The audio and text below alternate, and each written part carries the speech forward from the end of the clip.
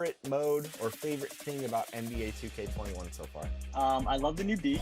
I walked around a little bit. There's even some coronavirus Easter eggs around the beach, so I love that. And the other part I like is 2K Sports welcomes you to the following presentation of the NBA.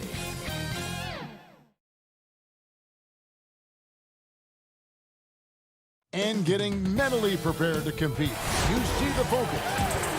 And as things get ready to roll, let's catch up with David Aldridge, who's on the side. Well, Kevin, Devin Booker can... Special talent indeed. David, thank you. So the opening lineup for the Suns. Rubio and Booker.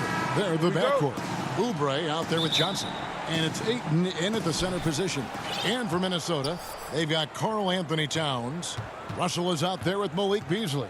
And it's Hernan Gomez in at the 4. Out of bounds, Minnesota takes possession. Man, such an easy release for Devin Booker. Doesn't have to elevate that much to get that shot off. And what that means, Greg, is that smooth stroke translates into the three-point shootout.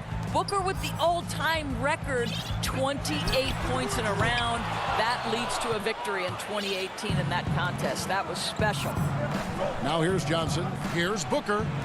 That's in there. Johnson with the assist. Booker's got the game going with his first points of the game for the Suns. Here's Towns. Passes it to Hernan Gomez. The Timberwolves working the ball around now. Here's Beasley.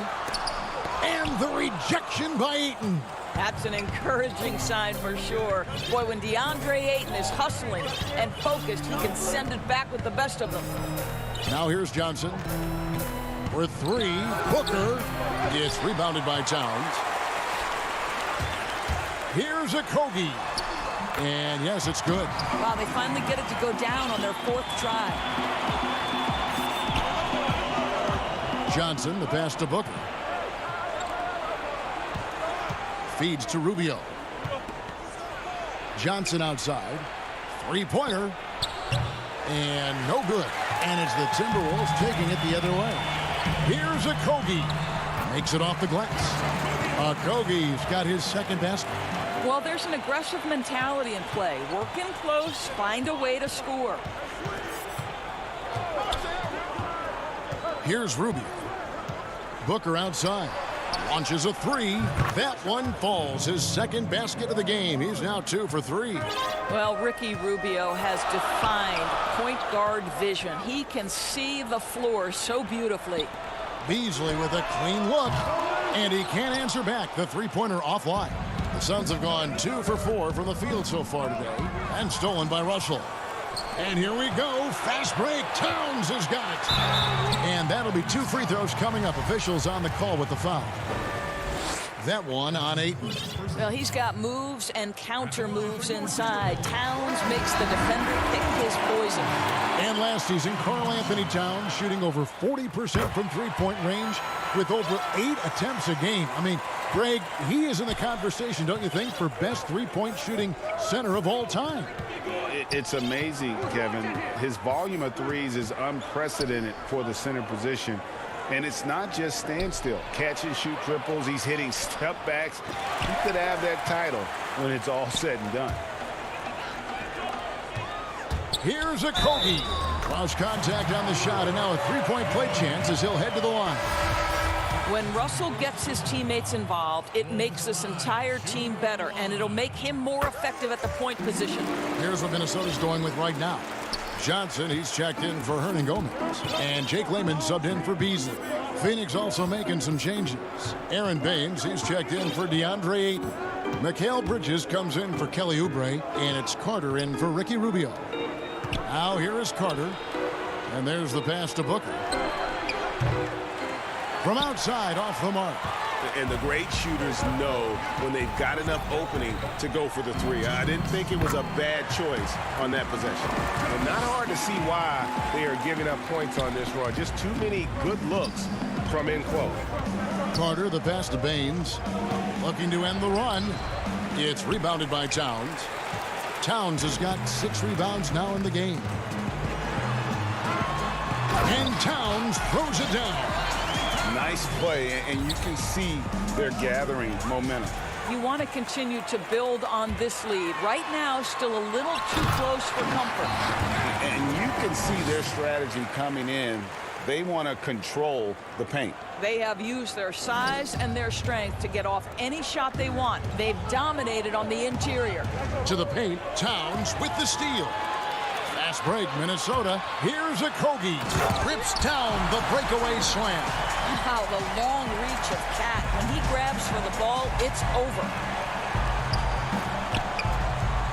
Carter kicks to Bridges.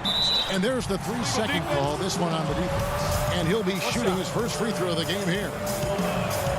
And the technical free throw is good. And Devin Booker in the third year of that 5-year, $158 million contract, coming off his first All-Star selection and his most efficient scoring season. Man, it's hard to imagine what's coming next. I think, Greg, he's desperate to make the playoffs, right? He's doing his part. He's improving on the defensive end. He's been an eye-popping scorer throughout the early part of his career. Now it's all about, can he create team success? Here's Booker following the bucket by the Timberwolves. Not a lot falling for him in this quarter. He's got to stay aggressive, try to break through, see if you can get an easy opportunity. And stolen by Booker. 6 seconds separating the shot and game clocks. Baines inside. And he gets the whistle for the 3-second call.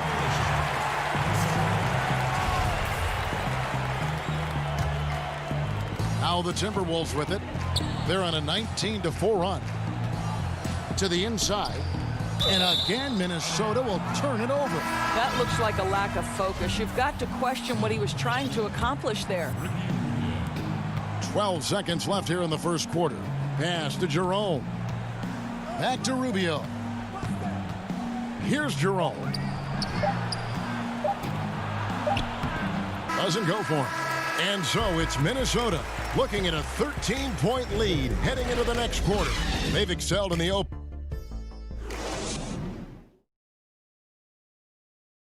And recently, D'Angelo Russell, Greg, told us about some offseason work. Man, I picked a lot of people's brains, you know. Greg doing what he can do to reach that immense potential. You know, the talent is there. There's never been a question about that, but you also have to be reliable and accountable, both to yourself and to your team. Sounds like that's becoming his focus. And so far through one quarter, it's been a lopsided game. We'll see if that changes here in the second. And quite a position here for the Timberwolves to be in. What do you think, guys? They set a physical tone in the first, and that really showed on the backboard. I think it's why they hold the lead here early, because they're controlling the flow of the game with those second chance opportunities. On the court right now, second quarter starting for the Suns. We've got Kaminsky, also Johnson out there. Aaron Baines out there with Ricky Rubio, and it's Jerome in at the two-guard spot. Okay, well, let's go down to David Aldridge for a report from the sideline. Hey, Kevin. The Timberwolves were fined last season for resting D'Angelo Russell on the road in a nationally televised game. Minnesota said, we're a player-centric organization that's focused on learning and optimizing our players' bodies. Guys, they do seem willing to pay a fine here or there to protect their players' health. Back to you. Well, as a player, how couldn't you like that? Always watching out for it. David, thank you for that one. To Greg, with your son getting drafted, you joined the ranks of some historic NBA father-son duos. You know, I got the opportunity to play with Arvydas Sabonis in Portland, and remember DeMontis as a little kid. No and now kidding. He's an all-star last year. And, you know, I think you're going to have an influx of that in the coming years. Dwayne Wade's son is a terrific player. We know about LeBron's son's ability. He's possibly heading to the league one day. You just never know. I'm as a dad that's going to get the opportunity to watch his son play excited, but I think you're going to see more of this in the future. Cole and Greg Anthony. I like the way that sounds. And they've got a big lead, not just on the scoreboard, but really in the rebounding numbers as well. Want easy looks? Don't allow the defense to set up. What a beautiful fast break opportunity, and the finish pretty good. Rubio, the pass to Johnson. Here's Ayton. That's good, and it's Johnson with the assist. Well, you think about DeAndre Ayton, it's his size that comes to mind, and he understands how to utilize that to score. Boy, that was a momentum killer to start last season, wasn't it, Greg? 25-game suspension for DeAndre Ayton. And he sprained his ankle in his return game. The Suns at full strength, able to win some games. He's obviously a huge part of their future. Clock is at 3. Here's Culver. And the 3 off target. And so it's Oubre with it. He brings it up for Phoenix. It's a 13-point game.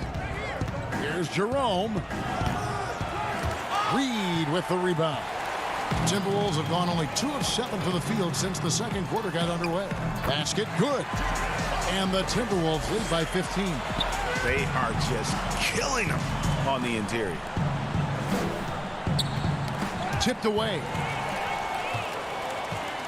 And now Minnesota on the fast break. Here's Noel. The shot, no good. Good D by Rubio. Suns trail by 15. Here's Johnson, and a lot of contact on that one, so he'll shoot 2 here. And with the offense getting right to the rim, at least they saved the layup. The Suns have yet to miss from the free throw line. They're 3 for 3. And one of the highlights last year for this group was the fact that they were so efficient from the charity stripe. That's a huge factor. Both shots good from the stripe. You know, you think back to DeAndre Ayton's college career, he demonstrated three-point range, and while he's eager to show that in the NBA, the Suns want him to attack the rim. And it's Beasley finishing it off. Oh, and the lead gets bigger on a ridiculous offensive sequence. That dunk alone would have been spectacular. Never mind it coming at the end of an alley-oop. And Ayton stays with it. What a fantastic offensive rebounder. Ayton's so good at using his physical advantages. Carter against Beasley. Okogie, the pass to Russell. Beasley inside, covered by Sharch, and that one is good by Beasley. And Monty Williams said, offensively, Ayton's got to be 80% beast, 20% shooter.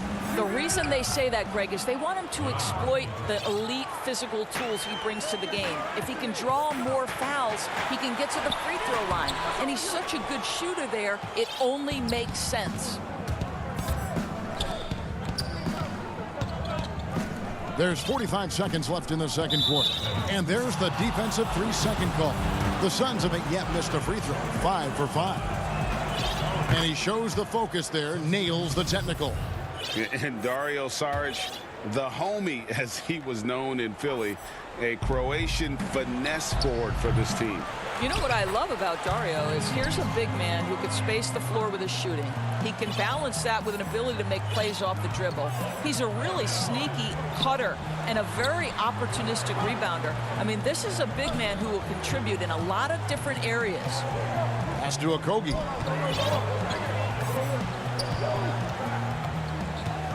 Just 5 on the clock. Down low. And too much time in the lane. They get called for the 3-second violation.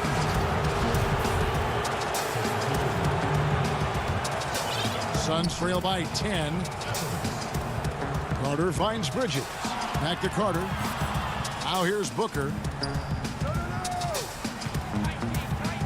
And it's Kaminsky at the elbow. Back to Booker from deep. And it is good at the buzzer. Thanks for the great interview, David. And we'll be back for the third quarter of basketball following. It's the 2K Sports Halftime Show. Hello. And in Kentucky, Coach Calipari famously forbid Karl Anthony Towns. That's all for now.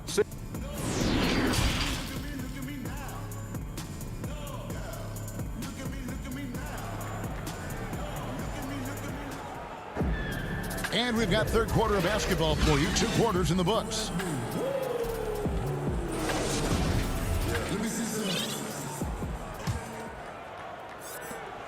Timberwolves leading by 7. Our second half of basketball and presented by Gatorade. Let's see who's all fueled up and on the floor to start the third.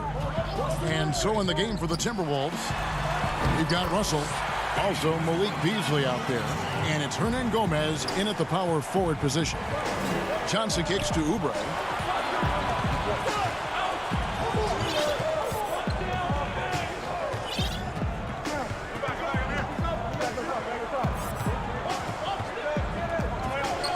pass to Rubio. The feed now to Ayton. Shoots over Towns, and it's Ayton missing. The Timberwolves shooting has just been outstanding tonight. 56% as a team in this game. Hernan Gomez. And they pick up 2. And now it's an 11-point Timberwolves lead.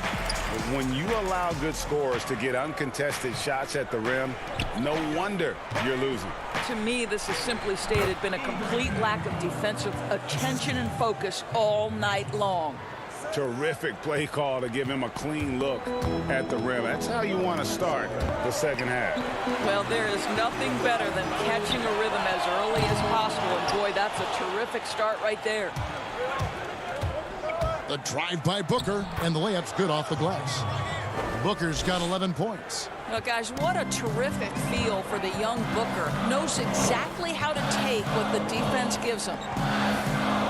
To the right side. Back to Beasley. Russell with a wide-open look. Off the mark there with the three-point shot. He couldn't believe how open he was. He just couldn't convert it. Oubre, good. Boy, everyone is getting to their spots and then capitalizing. 3 for 4 in the quarter. Beautiful.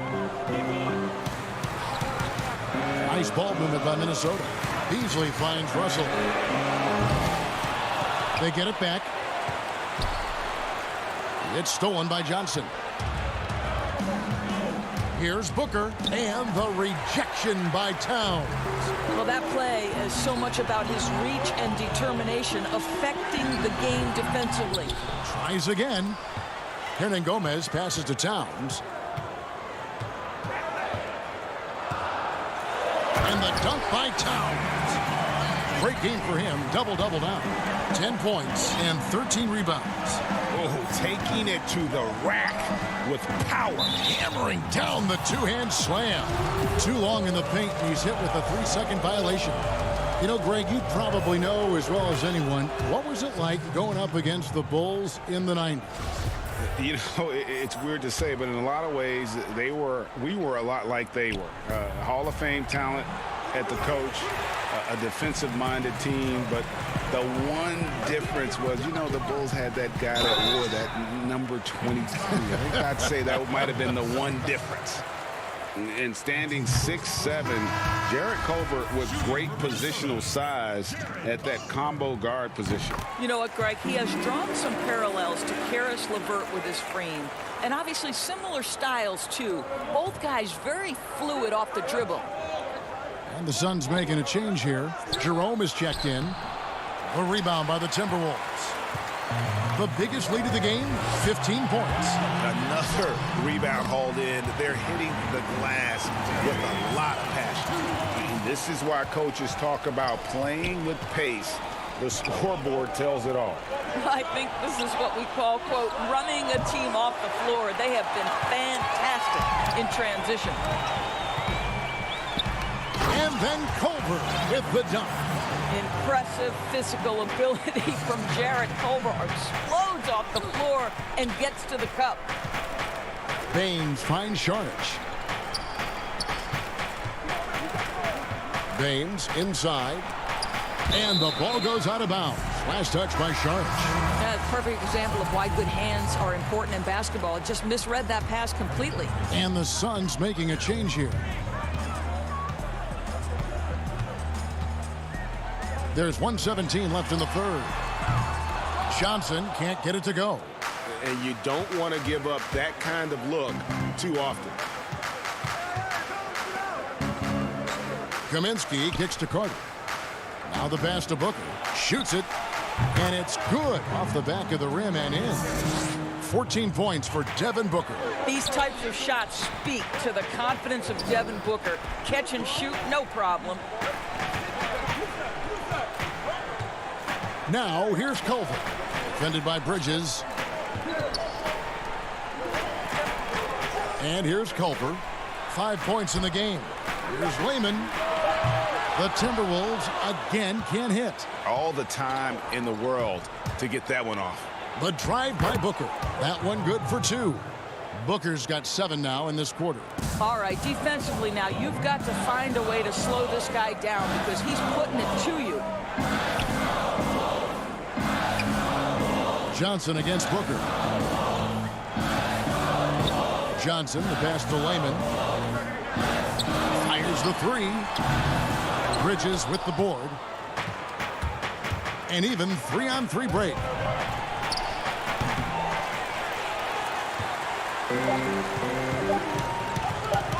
Evans left side. No good. And so it's Minnesota bringing the quarter to a close with a 7-point. And it's time to bring up the State Farm assist of the game. Just true artistry right there. I mean, great decision on where to go with the ball, and how about the perfect delivery? We call that putting it right in the pocket, and he knew what to do with it once it was there. Fourth quarter of action is upon us. Thanks as always for joining us. On the court now for the Suns, getting going here in the fourth. Bridges and Saric make up the forwards. Booker out there with Carter, and it's Kaminsky in at the center. Russell passes to Noel. Over to the wing. Johnson in the corner. And stolen by Booker. And Phoenix pushing it up now. Carter leading the charge. Bridges misses. And the timing just not there on that attempted alley-oop. Just a missed connection, and it happens. I'm sure they will go back to it if given the opportunity. Shooting for Minnesota, James Johnson. He misses the free throw. So for the Suns, Ayton, he's checked in for Saric. Oubre comes in for Mikal Bridges. And Ricky Rubio subbed in for Carter. Suns trail by 6. Rubio outside. Inside, Oubre, and that one clearly a foul. Gets the whistle, and 2 shots coming up. That one's on Johnson. And just as Kelly Oubre was coming into his own as an NBA starter, a meniscus tear in his right knee ended his season. Now, back in action. We'll see how quickly he can recover his explosive athleticism. And before the injury, Kelly Oubre playing a career high in minutes. 38 to 40 minutes a game with regularity. G8, do you think that load could have contributed to his injury? Well, Kevin, all young players want those minutes, but that right knee had troubled him for a while. PRP treatment back in 2017, and perhaps some questions for the Suns training set. Now, here's Rubio. Booker outside. Shot clock at 6. A putback, and Ayton stays with it. Always better to be lucky than good when it comes to offensive rebounding. Unless you're as good as he is, then those tip-ins are all about skill. And that one's good. Russell. You have the sense that D'Angelo Russell likes to play through contact. This is a tough-minded player. Oubre outside. That one no good. So Minnesota will take it the other way. The biggest lead of the game, 15 points. Out to Russell. We're about 2 minutes into the fourth quarter in this one. That's a nuanced understanding of pick-and-roll play. D'Angelo Russell, nicely done. Suns trail by 8. Now Booker to the paint. Towns with the steal. And now the Timberwolves on the break. Beasley with it. Now guarded by Booker. Basket counts. And just willing to take chances defensively pays off in a transition basket. That is quick defense to offense. These guys such terrific athletes. You can't let your guard down. Listen, turnovers happen. You've got to move on to the next play. Minnesota making a switch here. Hernan Gomez is checked in. Johnson, he's checked in for Phoenix. Russell passes to Towns. And stolen by Booker. Pushing it up. And contact up. And here we go. Coach's challenge happening right now. This one in regards to the personal foul. Seeing if that was the right call. And I think when it comes to some of the more difficult calls to make, personal fouls can be tough. The action is so fast that it's really tough to catch everything in real time. The wonders of technology, Greg. We've seen replay reviews so effectively, and involving the coaches by being able now to challenge like this is something a lot of people have been hoping for. And so the word is in. They've decided that the call stands as it was made on the floor. And, you know, even if a coach still feels this wasn't the right call, you got to acknowledge the effort being put in to reviewing it. With double checking, and the game continues on. And keeping us updated from the sideline, let's swing it over to David Aldridge. Well, over that last break, Kevin, I got a chance to hear what Ryan Saunders said to the team. He said, guys, we don't want to play hero ball. We don't want to take threes that aren't there. There are better options when you run the offense all the way through. Kevin, we'll see if they can make that adjustment. To the middle. Spellman the pass to Layman. Culver with it. Towns in the corner. Just 5 to shoot. Misses the corner 3. Booker left side. Lays it up off the glass. Well, DeAndre Ayton is a team-first guy, and boy, does he set up the open man. Timberwolves leading by 7. Evans inside. He's guarded by Booker. Boy, bodying up there, making sure to get position. That's really nice rebounding technique. Oh, and they get in the way of the alley-oop. Not to be. Good play defensively. The Timberwolves working the ball around now. Here's Towns, and Towns throws it down. Look out below, an airmail special by Cat. And foul on the shot, so he'll get a chance at the line.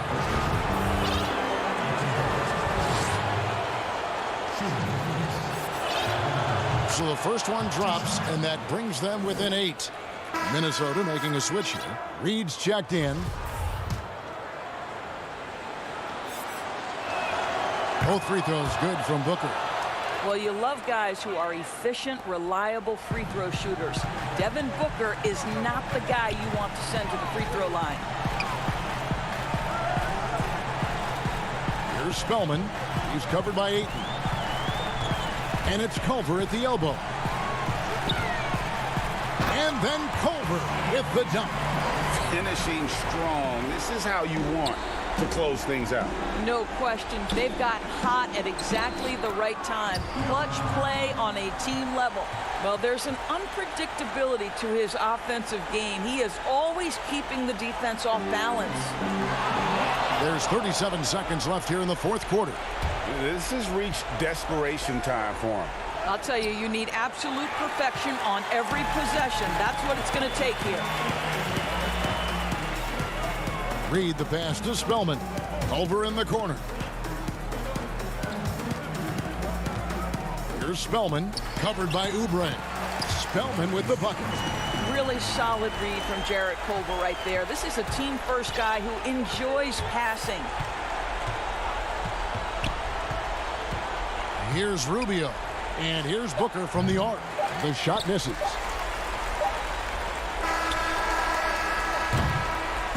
And so Minnesota takes the win. A confident win, and one where they clearly showed the greater effort. Yeah.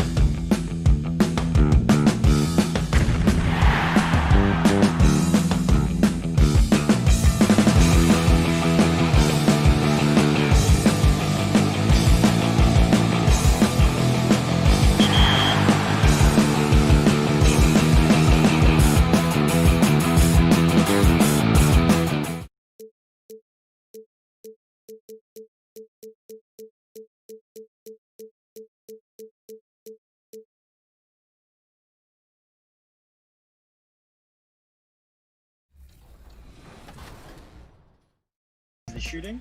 I do like the aiming a little bit. I think it adds a little bit more of a skill gap to the game. It's less about just muscle memory and more about you have to match the notch on the meter and all that. It just makes it a little more advanced. But of course, the old timing is still there if people want to switch back to that. So it's up to your preference.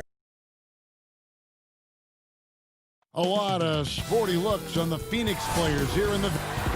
Kevin, thanks very much. Oh, they're getting closer. Thanks, D.A. The starters for the Utah Jazz. Mitchell is the 2 with Ingles at the 3. Gobert is out there with Bogdanovich. And it's Conley in at the point guard position. And for Phoenix, Rubio and Booker. They're the backcourt. Oubre out there with Johnson. And it's Ayton in at the 5, roaming the paint. And a missed layup. And so Gobert will bring it up for the Utah Jazz. And there's a lot of talk about Gobert's rim protection, but his rebounding is every bit as important on the defensive end. Yeah, that's finishing off defense. Once you force them to miss, you don't want to allow second chance opportunities. Rudy Gobert averaged over 10 defensive boards a game last year. That was the best numbers of his career and top 3 in the league. So the Utah Jazz able to put the first points up on the board. To the inside, it's stolen by Gobert. Here's Mitchell. Oh, and the dunk by Mitchell. What you love about Donovan Mitchell, not only does he explode into his moves, he finishes with authority. Now here's Booker. And the foul called on Donovan Mitchell. That is his first foul of the game. And yep, we thought we might see it. And the coach's challenge has been triggered on the personal foul call.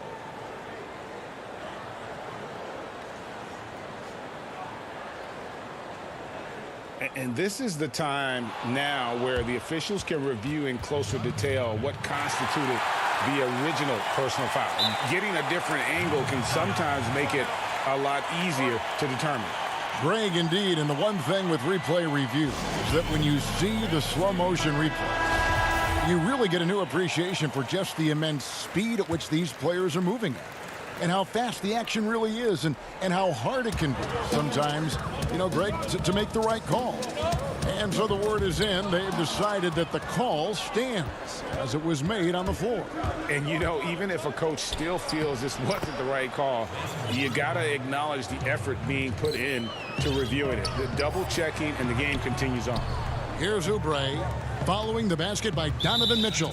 And so it's going to be a 3-second violation out there on the defense. The Suns shooting their first foul shot of the game. And one of the highlights last year for this group was the fact that they were so efficient from the charity stripe. That's a huge factor. And so he hits the technical free throw. Booker the pass to Ayton. The rebound by Mitchell. For Utah, they've gotten their first 3 shots to go in for him to start off this game. And Bogdanovich kicks to Ingles. Kicks it out to Bogdanovich. It's stolen by Johnson. Booker against Mitchell. That's good from Booker on the assist by Ayton. Not just an outside shooter. Booker is also skilled at getting it done from that area as well. And the shot goes in from Rudy Gobert. And early on, they look great. They've made all 4 of their shots to start this game. And the foul called on Donovan Mitchell. That'll be his second foul of the game. Already his second foul. He's in danger of getting into serious foul trouble early in this game. O'Neal's check in for Donovan Mitchell. Well defended that time. He's a shooter that the D has to close down on quickly when he's ready to pull the trigger. Ingles can't get it to go. Not a problem when that's your first miss of the game. Strong start. And Ayton throws it down. I love the play call. Ayton's a well-coordinated athlete. You know he has the reach. Give him a chance to go up and get it. Conley's shot is off. So it's Rubio bringing it up for the Phoenix Suns. It's a 3-point game. Johnson, good. You know, Greg, when you were in New York, you were on a super team of sorts. Compare that to the super teams they are forming now in the NBA. Oh, we've always had super teams. And this misnomer that this is something that's just come about with this era is to me, absurd. you've always had it. Whether the difference nowadays is I think the players have more say in where they go. And they can orchestrate how a team is constructed, but it's always existed. And the reality is this: you become a super team when you win a lot. Sure. And that's what really dictates how super your team is. Any chance you get, you want to put yourself in a position to succeed, and that's what he did there. Great job of reading the floor, got to the rim, and made a play. Another miss by Utah. Suns leading by 3, and they have certainly been looking locked in offensively. They sure have, staying aggressive and playing under control. Oubre passes to Booker. Kicks it out to Johnson. Back to Booker. That one falls coming off Johnson's feet. Booker's got 6. Oh, great ball movement there. Jazz trail by 5. And basketball in the blood for Devin Booker. I mean, his father, Melvin, started at the University of Missouri and played pro ball. Started in high school. Devin trained with his father, trying to follow his path. And getting out in transition has been a big part of this run that they're on. Passes it to O'Neal to halt the run. And it's Devin Booker with the rebound. For Phoenix, they've gotten 7 of their first 10 attempts to fall so far. Excellent pace to their offense. And Ayton throws it down. Finding a little rhythm here that they have to like where they're at. They're playing well. They're building momentum. This is how they can turn a small lead into a big one. Really no idea why you're fouling in a situation like that. You know, maybe there's some bad blood between those two. And the Suns with a completely new group on the floor. Utah also making some changes. Davis is checked in for Bogdanovich. Clarkson comes in for Joe Ingles. And Emmanuel Mudiay is subbed in for Mike Conley. Good on the second free throw. And still trying to find his footing in the league. Mudiay must show improvement in his shooting moving forward. And the dunk by Bain. Yeah, we're seeing some fireworks from them already. They established the pace. They made shots. This is why they're way out in front. Another miss by Utah. Suns leading by 10. And the call on the shot that sends him to the line. It's going to be on Rudy Gobert. The Suns have shot just 1 free throw earlier. 1 for 1 in the game. And the first one drops. Carter hits them both. There's 18 seconds left to play in the first quarter. Davis. And that one hits back iron. High percentage look for him. But bottom line, they're not all going to go down. Carter with the 3. The shot missing. And so it's the Phoenix Suns up by a dozen here at the end of the quarter. They've kept the tempo quick and the defense on its heels, and it's gotten them up big. We'll get right back to the action when we return.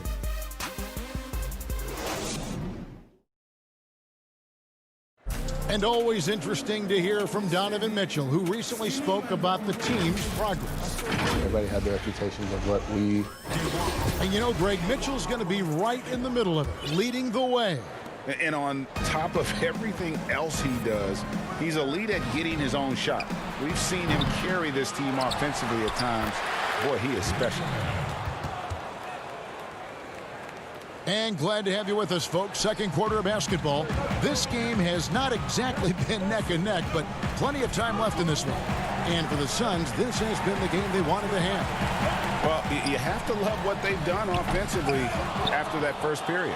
Crushing it, absolutely crushing it. Shooting lights out, building a big lead here early on. On the floor for Utah, getting going here in the second quarter. Clarkson is out there with Davis. And there's Emmanuel Mudiay. Then it's Donovan Mitchell, and it's Gobert in at the 5. Oh, he just punches that one down with a fury. And he rubs it in a little deeper with the hanging finish. There's the lob to Carter. Oh, a nice defensive play to disrupt the alley-oop. And then Mitchell with the dunk. Good find, and one of Gobert's advantages as a passer, he can see over everyone's head. And here we go. Offensive rebound. What a defensive play. Gets the stop and does it without fouling. Carter on the wing. The pass to Jerome. Nice ball movement by Phoenix. Count it. Good. Baines has got the lead up to 12 now for the Suns. And they keep hammering away at him inside, forcing the ball into the paint. Davis finds Clarkson. The offensive rebound. Got a piece of it. And you can't be careless around Sarge. When he's on you, he is looking to send that one back. For three, Bridges. Utah with the rebound. Mitchell left side.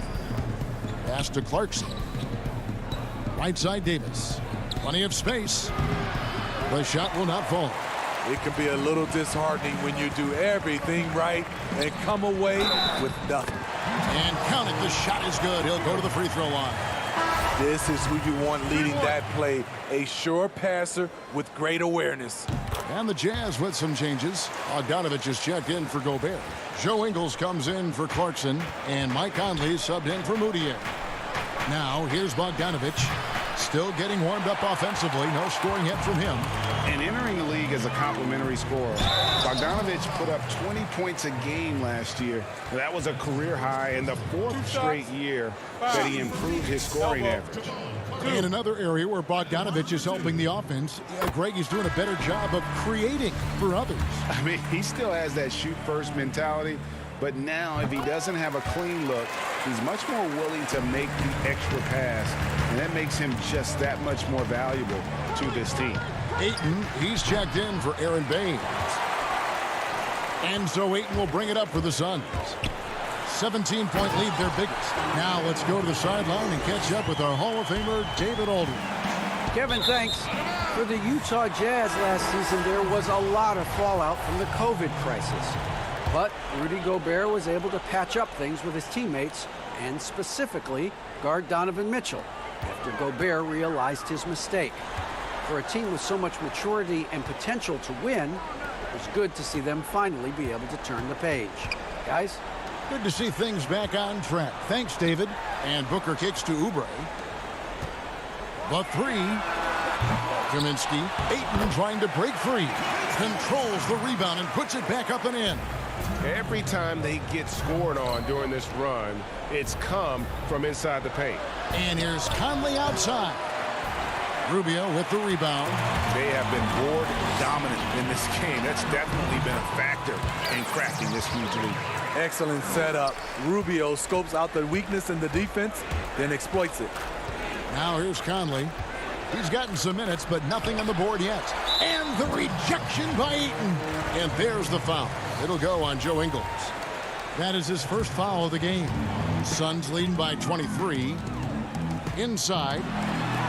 That's good from Booker on the assist from Rubio.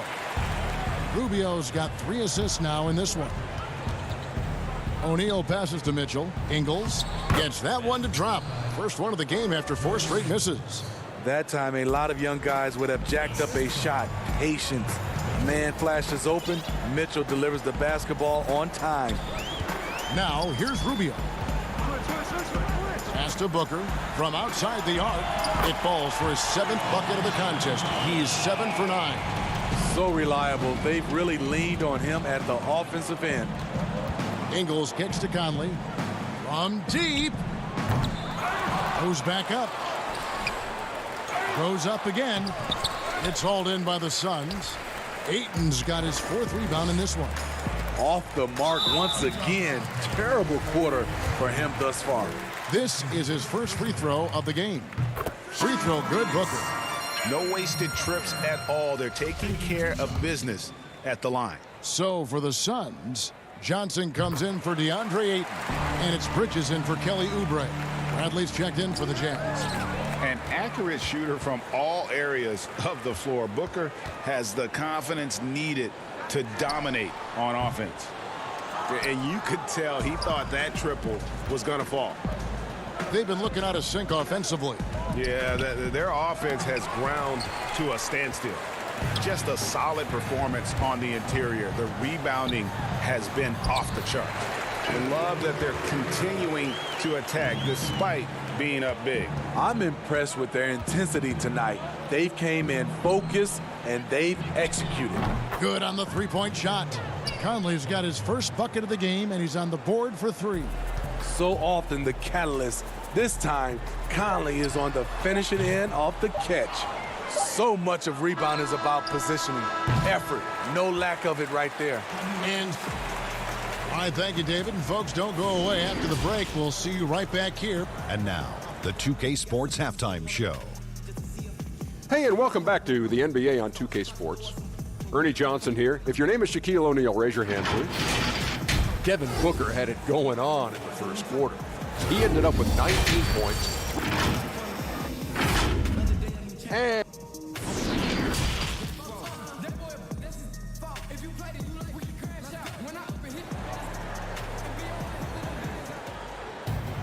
And with the second half upon us, we'll find out if this game becomes the rout that it's threatening to be.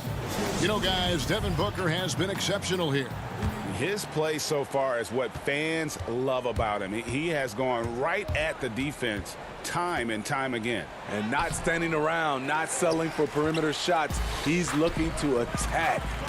While we've got a moment, let's set the floor. Brought to you by Gatorade, all fueled up for the second half. On the court for the Suns, Rubio and Booker. They're the backcourt. Johnson is out there with Ayton. And it's Oubre in at the 3 slot. Greg, you were drafted 12th overall by the New York Knicks and then 2nd overall by the Grizzlies in the expansion draft. So you've had a very unique view of being in that position in 2 different settings. Yeah, I mean, 2 very different cities, but really each beautiful in its own way. The New York draft, obviously coming out of college, that was like a dream come true to go and play for Pat Riley and then get the opportunity to go and be a part of a brand new team in a new country, if you will, was also a really cool experience as well. I hope we can take a petition started by you and me to get the NBA back in Vancouver. I miss and going Seattle, to right? Let's get back in both those cities. Exactly. It's good. Booker's got 23 points. And they've had assists now in their last 3 baskets.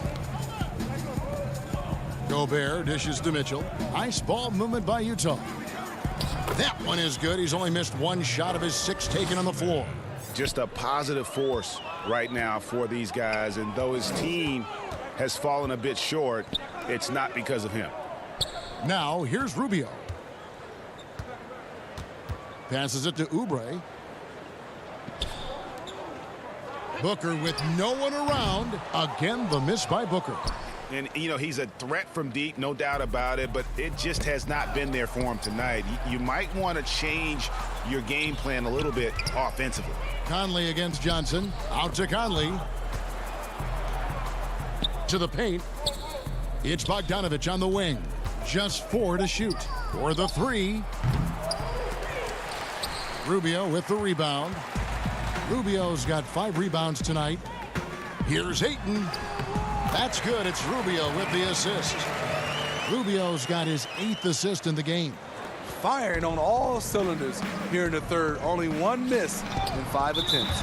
And the ball goes out of bounds. Last touch by Johnson. You love the pressure he's putting on them. Almost had that steal. Fantastic anticipation. He has active hands. Even though he doesn't come away with the turnover, he's disrupting their offensive flow. Here's what Utah's going with right now. Ed Davis is checked in for Bogdanovich. Jordan Clarkson comes in for Mitchell. And it's Moutier in for Mike Conley. It's stolen by Gobert. And here's the fast break. Clarkson leading the way. And Utah again with the buckets. In the flick of a switch, going from defense to offense. That was great anticipation on the steal. A gamble that paid off. Here's Jerome. Still looking for his first bucket in this one. Out to the right wing. And there's the defensive 3-second call. For Phoenix, they have been a perfect 8 of 8 at the line. And the technical free throw is good. And the thing that stood out for me last year about Moutier, his shot selection was much improved.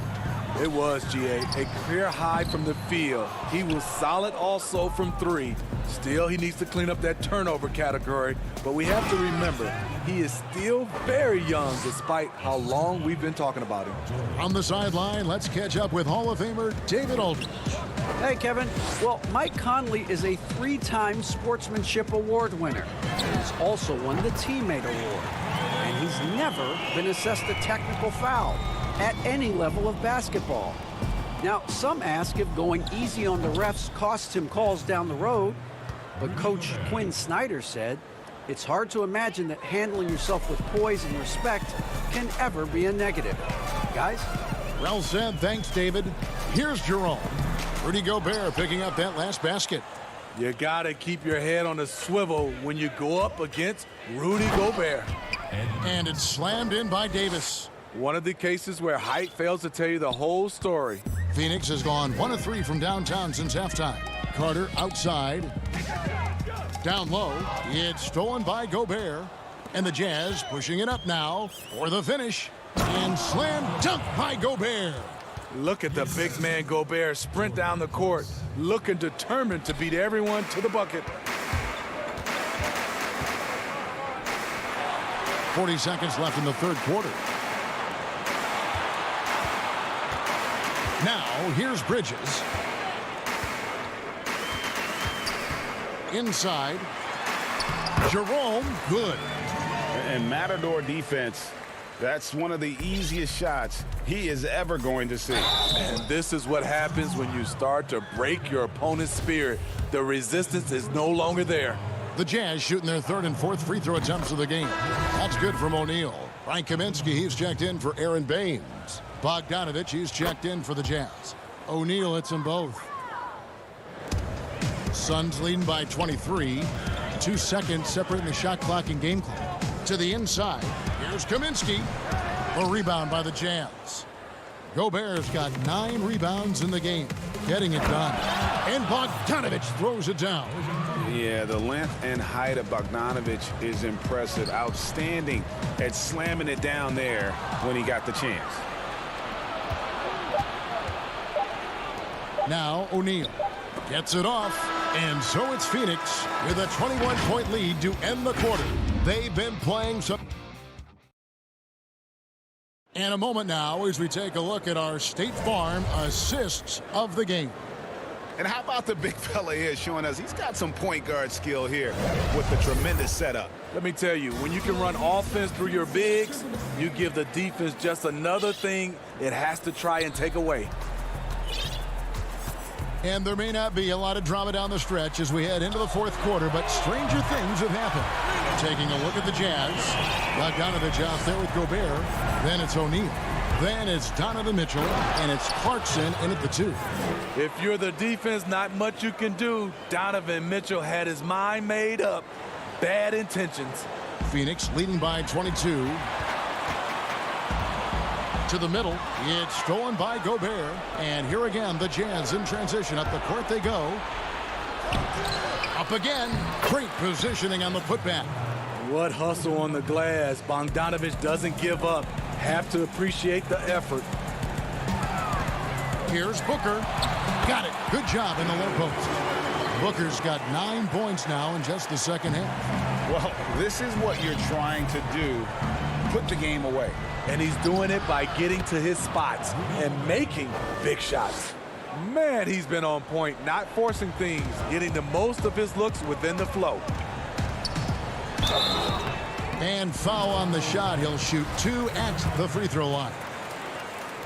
Greg, we know the names of the superstars, but there are players that are just under that category who probably should get a little more recognition. Hey, Kevin, that's a great point, and I'm going to toot my alma mater's horn a little bit. Christian Wood's a guy that kind of good one, yes. Reminds me of that. He's kind of on the come up. How about Devontae Graham, the second rounder back in 2018, but he's showing to be an established young talent in this league, and there are many more guys like that, and they're going to have their opportunity to become household names.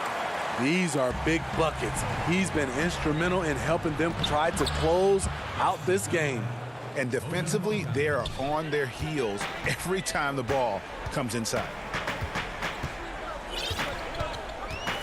Here's Rubio, and the whistle blows. It's going to be on Michael Conley. That'll be his second foul of the game. Fouling like that isn't how you get back in the game. Johnson, he's checked in for Phoenix. Booker, left side. Oubre, right side. 6 on the shot clock. Stolen by Mitchell. And the Jazz pushing it up now. And the rejection by Ayton. Tremendous at anticipating when shots are going up. Ayton is outstanding at protecting the rim. Booker the pass to Rubio. And he's fouled pretty hard on that shot, but he's got the chance to pick up the points at the line. It's going to be on Rudy Gobert. Shooting for Phoenix, Ricky Rubio. First free throw is good. What you get with Rubio, good size for a guard, terrific playmaker, and trying to become a better scorer. We're still waiting for that first miss from the line this half. Mitchell in the corner. There's the triple. Rebounded by DeAndre Ayton. Ayton's got his 5th rebound right now in the game. A good board there, Kevin, but overall they're getting slightly out-rebounded. Rubio the pass to Ayton. Shot clock at 6. 2 free throws coming up, and they call the shooting foul. It's going to be on Rudy Gobert.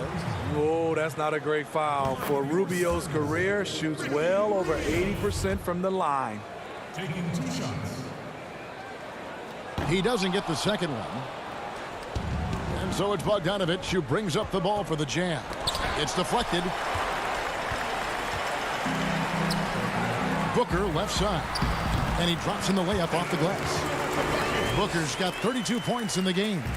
This is a guy who once scored 70 points in a game. Booker, doesn't take much for him to start percolating. And you're not going to pass up that kind of look. Phoenix leading by 23. Rubio with it. Conley picks him up to the paint. Here's Ayton. That's good. It's Rubio with the assist. And he's just bullying his way around the paint. Ayton with those broad shoulders and that great strength. And slam dunk by Gobert.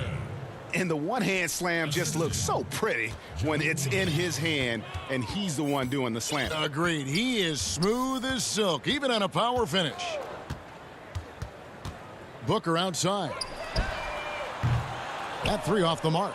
For Utah, they've gone 7 of 11 from the floor in the final quarter so far. Been some solid looks for them. Yes, and with this one winding down, it's obvious to everyone who watched it. Just a total mismatch and a true show of strength for Phoenix.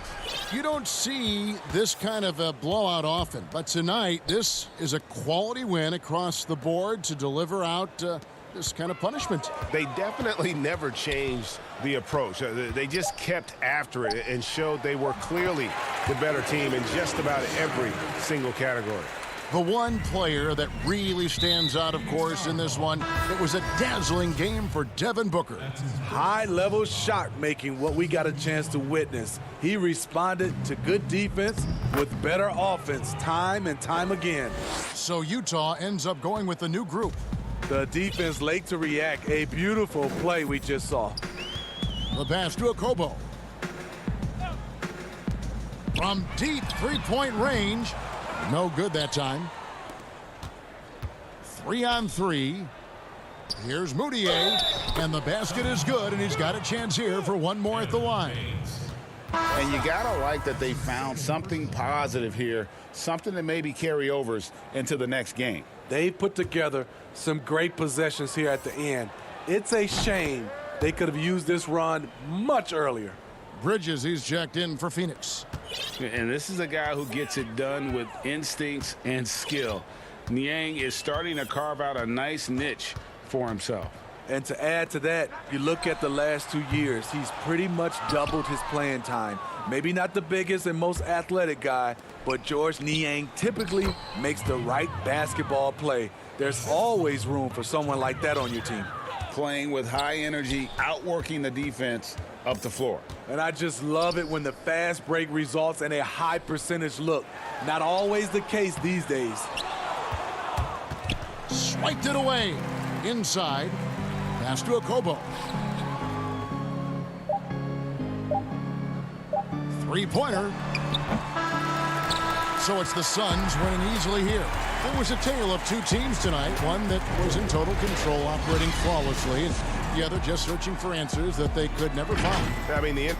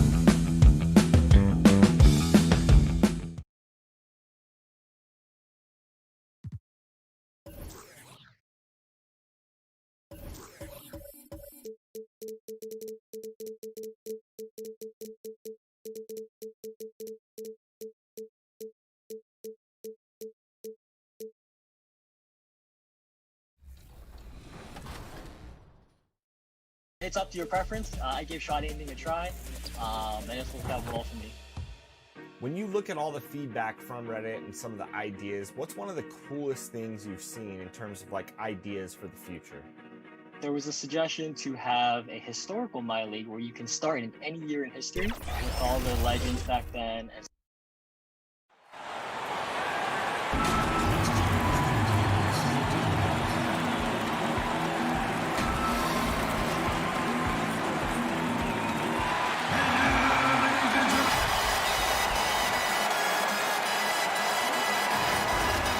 We are. Hey, Kevin.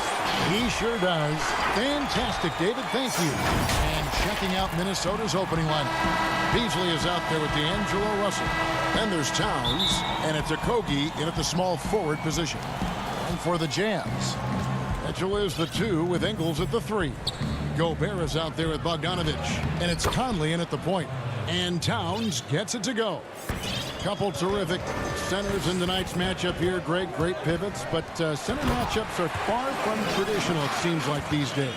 No doubt about it, Kevin. Once you get into this now small ball mindset, this positionless game, I mean, you're seeing guys as short as P.J. Tucker play the 5 because, listen, when you're 25 feet from the basket, if I'm 6'2" and you're 7'2", I can still guard you.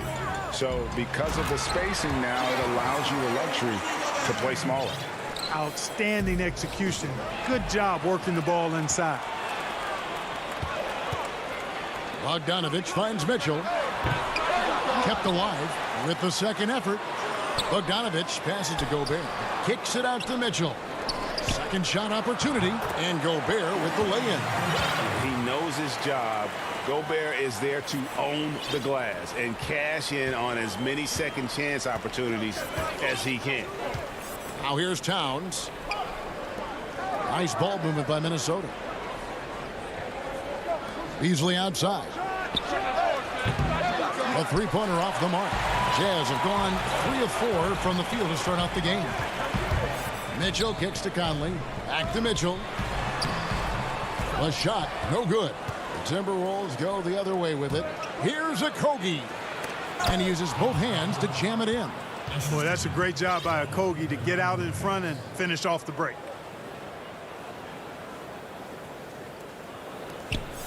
And Josh Okogie, a rugged wing defender out of Georgia Tech. Yeah, and he takes an awful lot of pride in that aspect of his game, Greg. He wants to lock people up. Always active with his hands around the ball. An intentional foul committed, but for what purpose, Greg? I'm not sure. A scene of confusion right there. I can't imagine why he thought it was a good idea to foul there. Stolen by Michael Conley. Well, that was a superb read defensively. He jumped right into the passing lane the instant the ball left the passer's hand. Man, he's a pure point guard with terrific vision. Conley finds open teammates at times before they realize they're open. And it's Russell missing. Good offense squaring up against better D there. You got to appreciate that stop. Count it. Well, he is looking confident. Love how they're using him so far. And you know what? They're going to keep using him. I mean, he'll be the centerpiece of their offense today. You can bank on that. Beasley dishes to Towns. Gobert with the block. And they get it back. And that's a foul called on Malik Beasley. That is his first foul of the game. O'Neal's checked in for Joe Ingles. Minnesota also making some changes. James Johnson's checked in for Hernan Gomez. And Jake Layman subbed in for Josh Okogie. Now, here is O'Neal. Back to Gobert. And it hung on the rim, but wouldn't fall for him. It's 2-on-1. Goes up, and it's Beasley finishing it off. Boy, such a dangerous threat in transition. I mean, once Beasley gets a step on the defense, goodbye. Yeah, he's shown terrific control of the pace and the rhythm of this offense. You know, numbers don't always tell the story, guys, but his assist totals do paint the picture here. I mean, he's got everybody involved. You know, defensively, you just can't afford to give him that much room. They're fortunate that he missed that one. And it's Mitchell missing. Timberwolves trail by 4. Beasley, the pass to Towns, and foul on the shot. He'll shoot. And here we go with the coach's challenge. Not surprised in a competitive game like this. And he's disputing the personal foul call. And I think when it comes to some of the more difficult calls to make, personal fouls can be tough. The action is so fast that it's really tough to catch everything in real time. The wonders of technology, Greg. We've seen replay reviews so effectively and involving the coaches by being able now. A challenge like this is something a lot of people have been hoping for. And so the word is in. They've decided that the call stands as it was made on the floor. And, you know, even if a coach still feels this wasn't the right call, you got to acknowledge the effort being put in to reviewing it. The double checking, and the game continues on. And that one, good.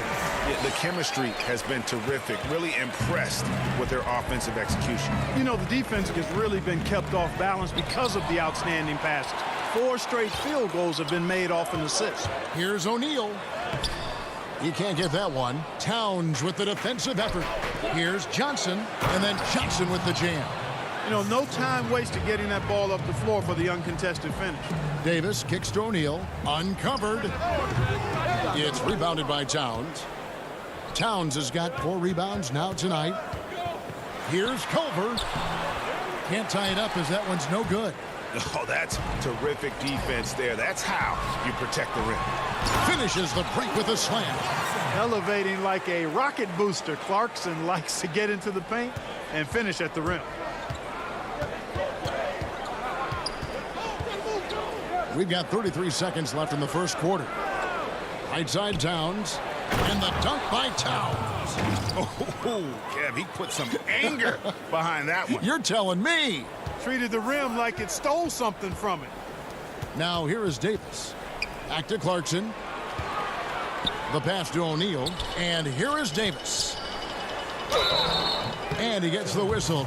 And folks, the coach's challenge has been initiated for a personal foul. Close game like this, and he thought it wasn't a good call. And I think when it comes to some of the more difficult calls to make, personal fouls can be tough. The action is so fast that it's really tough to catch everything in real time. The wonders of technology, Greg. We've seen replay reviews so effectively and involving the coaches by being able now. The challenge like this is something a lot of people have been hoping for. And so the word is in. They've decided that the call stands as it was made on the floor. And, you know, even if a coach still feels this wasn't the right call, you got to acknowledge the effort being put in to reviewing it. The double checking, and the game continues on. Oh, I love how Towns plays with a chip on his shoulder. He brings it every night with force. O'Neal dishes to Davis.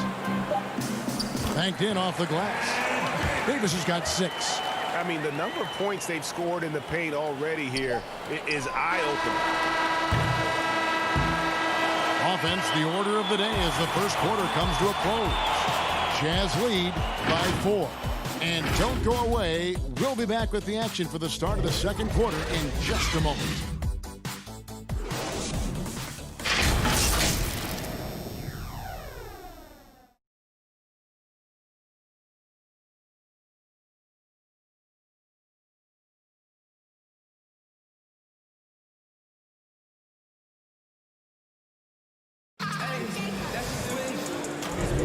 And if you're just joining us, we've played through one quarter in this one. And a look now at how the offensive approach has been going here so far for Utah. Well, I like the fact they've already been getting a lot of high-quality shots in the paint. And the other thing, though, is their execution in terms of their ball movement has been flawless. Sets up a lot of easy scoring opportunities. And now, brought to you by Gatorade, all fueled up and ready to go. Let's reset our lineups. And so in the game for the Jazz, we've got Moutier. Davis is out there with O'Neal. And it's Rudy Gobert. And it's Clarkson in at the shooting guard. Here's Towns. Rudy Gobert picking up that last basket. The shot by Layman, no good. To the middle. Here's Moutier. That's tipped. Well, I love how Culver uses his length and athleticism to deny shots. And let's catch up with our sideline reporter, David Aldridge. Hey, Kevin. Bojan Bogdanovic was a pro in Europe for a decade before he joined the NBA. The Croatian sharpshooter says, a lot of players who are happy over there, but I wanted to have another challenge, to play against the best in the world. That was the only thing that was important to me. Guys, he's lived up to that promise. He loves that challenge, and he's having success. D.A., thank you. Here's Davis after the basket by Minnesota. Nice ball movement by Utah. Greg, who would you choose as the best defenders of the NBA pick and roll? That is a tough one. This will surprise some people. Nikola Jokic is one of the better big men defending the pick and roll, in part because of his instincts. You know, he doesn't impress me in terms of his physical attributes, but his mind, the ability to anticipate, having a sense of how perimeter players play the game. He's a guy that's terrific. I'll give you an older but goodie in Andre Iguodala. He's still terrific. And I pick bigger guys because you've got to be able to switch that and guard smaller players. And, you know, at the center and the swing position, those are two guys that still are very reliable. So it's the Timberwolves now after the basket by Utah. Russell with a wide open look. No good with the triple. And so Gobert will bring it up for the Jazz. They lead by 6, their biggest margin. A nice shot by Bogdanovic. On the perimeter and on the inside, too, Bogdanovic able to put points on the board. Here's Okogie. Bogdanovic picking up that last basket. Beasley kicks to Russell. Pass to Okogie. From deep. The putback. He hangs in there and cashes in on the second chance points. Hernan Gomez has got his first basket. Oh, how about the deft touch right there, guys? He just guided that ball back up and in. Just a fingertip touch on the ball. That's exactly right. No need to catch it when you've got the kind of soft hands that he does. Here is Russell after the basket by Utah. Passes to Beasley. Good, and it's Russell picking up the assist. Beasley's got his second bucket.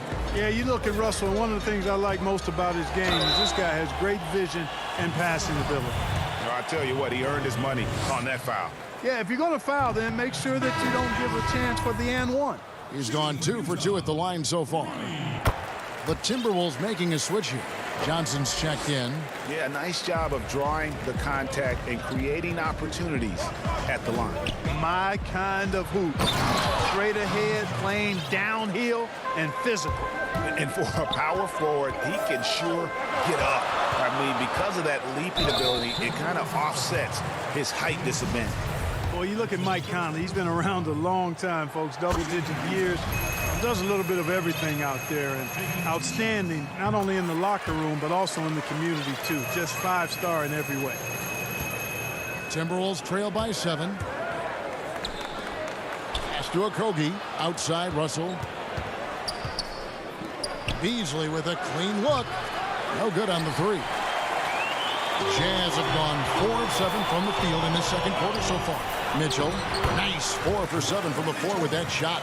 Guys, his consistency in terms of shooting has really helped them seize control.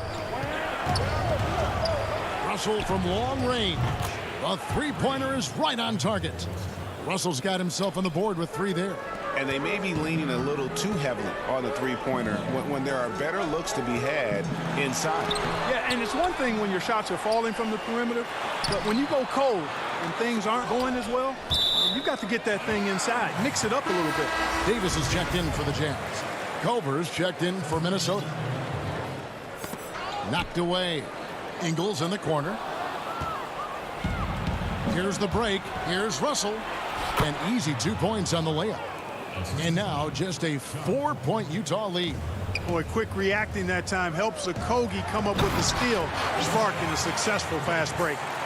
And he can do a lot more damage to the rim than that when he wants to. Oh, you're right. And with the lead they're enjoying, I'm surprised he didn't put a little something extra on that one. Well, I think he did plenty of damage nonetheless. I mean, it was only with one hand, but he still threw that down pretty hard. A different look for Utah. Royce O'Neal's checked in for Bogdanovic. Jordan Clarkson comes in for Mitchell. And it's Moutier in for Mike Conley. And last season, at least at first, it was a challenge for Ingles to mesh with Mike Conley. Yeah, I mean, Conley came in to run the offense, which kind of took the ball out of Ingles' hands a little bit. But then Conley goes out with the hamstring, and that allowed Ingles to get back into rhythm, and he's been able to handle that load many times for this group. Ingles can't get it to go. Davis, the pass to Ingles. That shot off. Great D that time from Johnson. And no need to rush this. Let the clock run down. Yeah, don't give them another possession here. Here's O'Neal. Another miss by Utah. Here's Noel. And we've reached halftime in this one. Thank you, David, and we'll be right back after halftime to start the third quarter. The 2K Sports Halftime Show. Hey, everybody. Good. Utah found themselves in a close game in the first. They were never able to get the lead above. And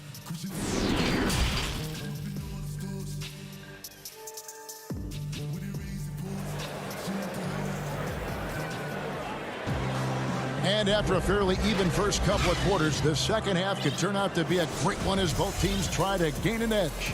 Karl Anthony Towns has been sensational. You just love the patience in that first half. Waited until he got the look he wanted. Well, you know what, guys? It was all about efficient offense, not rushing things, taking your time, finding the best shot on every possession. So on the floor for Minnesota, we've got Malik Beasley. He's out there with Russell, and it's Okogie in at the 3, the small forward. Here's Conley, and he can't extend the lead to double digits. Timberwolves trail by 8. And he jams it with authority. That's exactly the kind of explosive move the team wants to see more from Okogie. He's got all the tools, for sure. And the basket by Ingles. It's a great move, and he catches the defense completely off guard. Yeah, if that's a harbinger of things to come, he's looking at having a very big second half. Now, here is Russell. He has 5 on the pass to Okogie.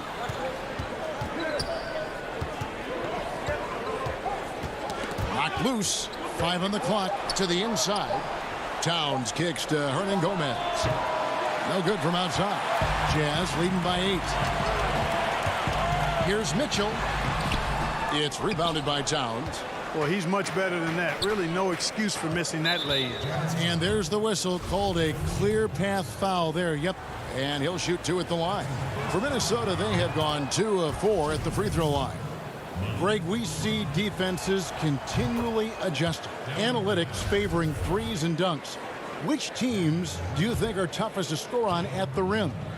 You know, it's funny that you think defense in today's era, but if you look at the 2 teams that were the best in their respective conferences last season, they're the 2 teams I think protect the rim the best. Milwaukee with Giannis and the Lopez crew, and then obviously AD and LA with the Lakers. Those teams have the versatility on their front line to be able to defend the 3 and also protect the rim. I think you've nailed it. And it's Russell with the ball. He'll bring it up for the Timberwolves. They trail by 6. Attacking in transition, the most consistent way to generate easy looks. Yep, exactly. And if there's any opportunity for early offense, you've got to push it and push it every time. Love the pass there from Gobert. Always nice when your big man feeds his teammates. Here's Russell. Good, and the assist goes to Towns. Russell's got 7 points. And if you're the guy who has to guard him, it is never going to be an easy night for you. Down low. Reed the pass to Russell. It's stolen by Gobert. The drive by Mitchell. And here's Ingles outside. Unable to get that one. The Timberwolves go the other way with it. To the inside. Towns sinks that one from the post. 12 points for him. We know he can score from outside too, but close to the hoop is where Towns makes his living. A nice shot by Bogdanovic. That's the kind of aggressive and assertive play they need as we get closer and closer to crunch time. Pass to Beasley. Towns down low. Ingles covering. Here's Russell. And he uses the glass on the layup. 9 points for D'Angelo Russell. Outstanding vision, plus the height of Towns allows him to see over defenders. And you talk post up, face up, you name it. Karl Anthony Towns gets it done. Yeah, you know what, Greg? He's really molded that versatility into his game. I mean, he can pass it, drive it, shoot. You remember, he won the skills challenge back in 2016. I mean, he's a 7-footer for sure, but he's got guard skills, too. And that's a foul called on Malik Beasley. That'll be his second foul of the game. O'Neal's checked in for Utah. Jordan Clarkson comes in for Michael Conley. And the officials call him for a 3-second violation. And those are the kinds of mistakes that are magnified when we're talking about a game down the stretch. For the Jazz, Davis is checked in for Rudy Gobert, and Emmanuel Mudiay is subbed in for Mitchell. Now, here's Culver. No points in the game yet for him. To the middle with the putback. And really keeping the ball hopping around here offensively. The last 5 trips they've had have ended with a great pass leading to a basket. They're really sharing the sugar. Okogie's checked in for Lehman.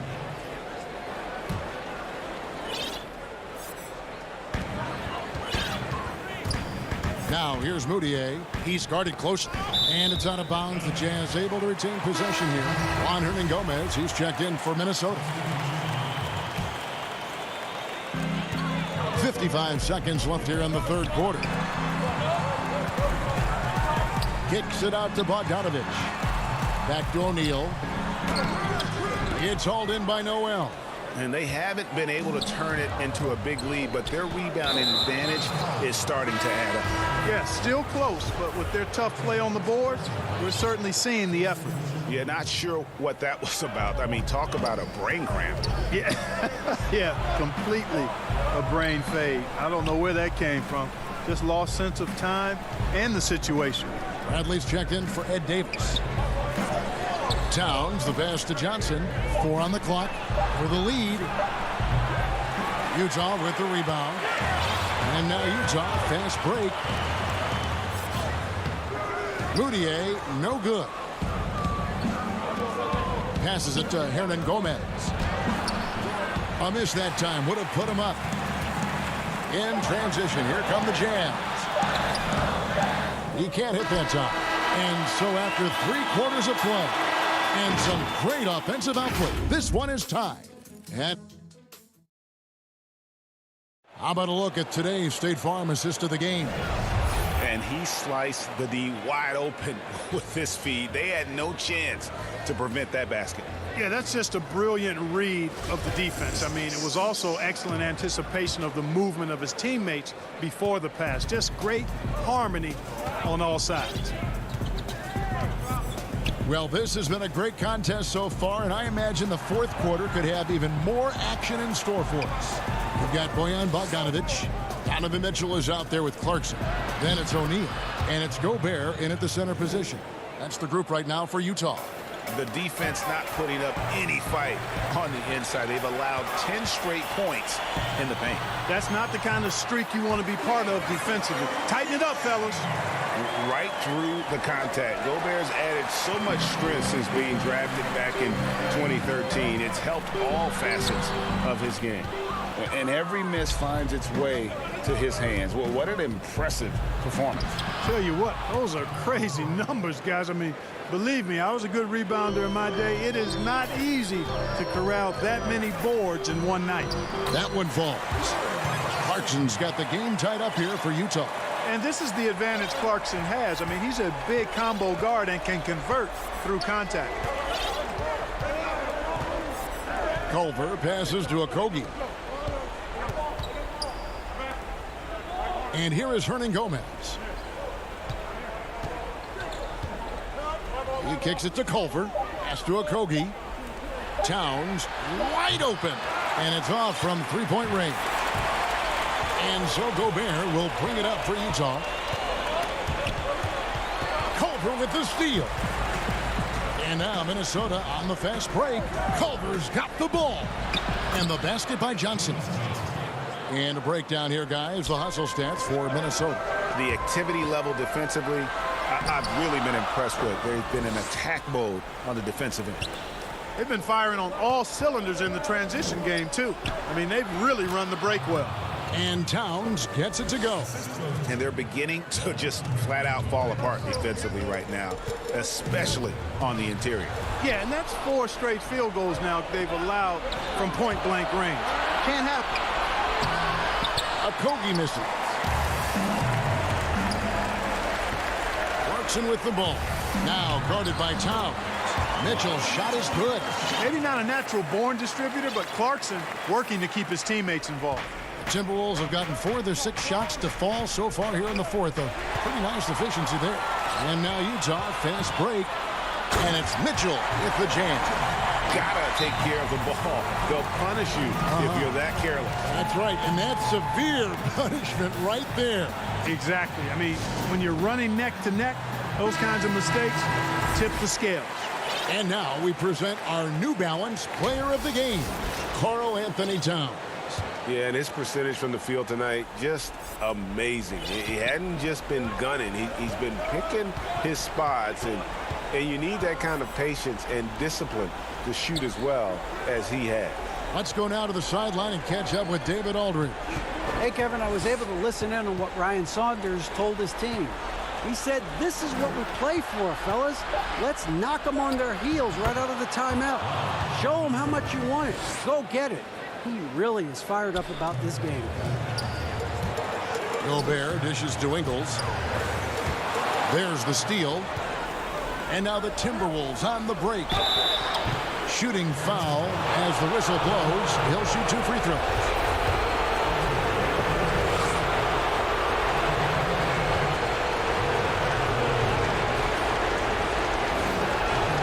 He drops the first one, and that makes it a 3-point lead. And the Timberwolves making a change here. Beasley's checked in. So he gets them both, and it's a 4-point ball game. Nicely done. Without much separating these teams, that's when you have to make good at the line. 1:51 left in the fourth quarter. Here's Gobert. Good, and it's Mitchell picking up the assist. It's Gobert showing some guts on that one. With that length, a good bet to get off a good look in that crucial moment. Evans passes to Russell. Stolen by Michael Conley. Mitchell with it. Evans picks him up. Mitchell's shot is good. One of the more powerful young guards in our game. Mitchell loves to attack the heart of the defense. Spellman and contact on the shot, so he'll be shooting free throws here.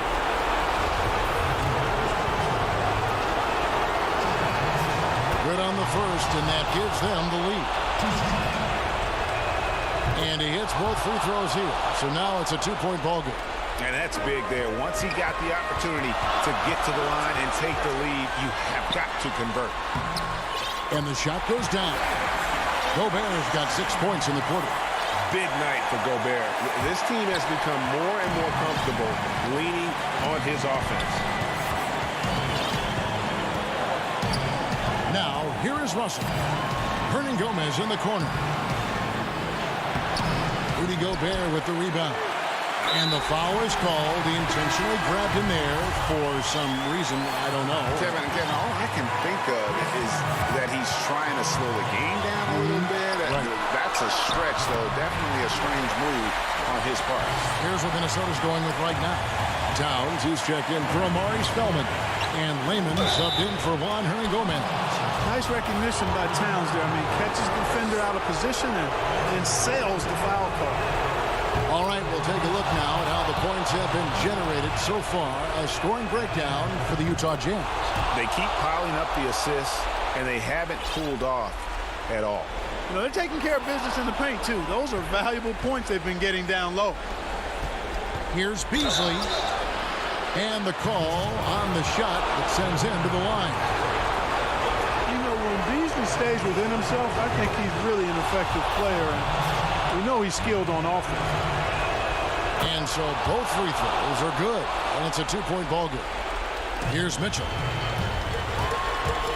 To the paint. Here's Bogdanovich. And that one clearly a foul. Gets the whistle, and 2 shots coming up. Not just a floor spacer now. Bogdanovich getting inside there. First free throw is good, and that narrows the gap to 1. And so Bogdanovich nails both of them. And he doesn't let the pressure get to him. Cool and confident from the line. Now the pass to Russell. The Timberwolves working the ball around them. 34 seconds left to play in the final quarter.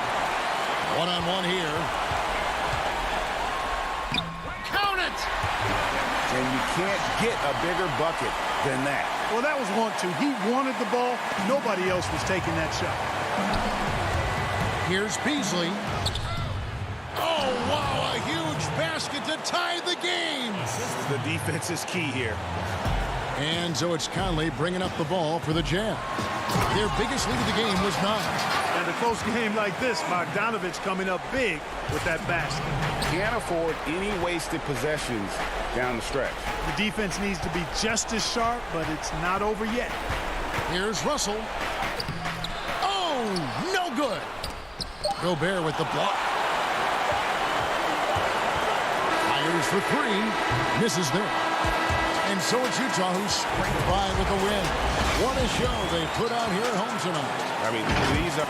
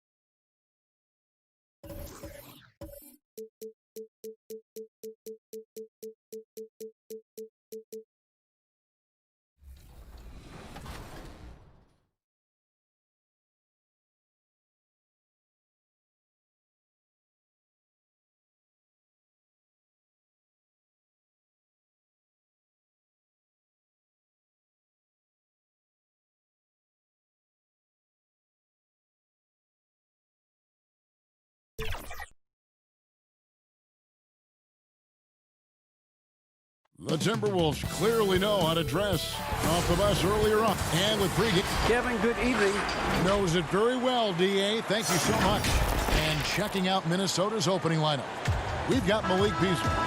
He's out there with D'Angelo Russell. And it's Towns in at the 5, roaming the paint.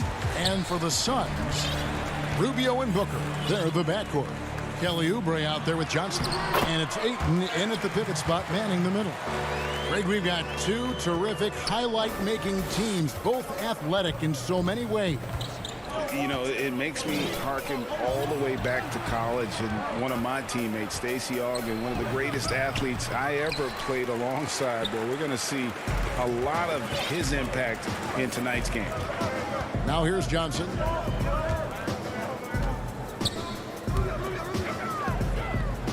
Here's Booker. And he makes the bucket, gets the whistle, and now a three-point play chance here for him. Some of the greatest shooters in the game always talk about being on balance. Booker does a great job there. Keeps his eyes on the prize. Free throw good, Booker. And Bones, Devin Booker, capable of big nights. One of just a few players with multiple games of at least 59 points.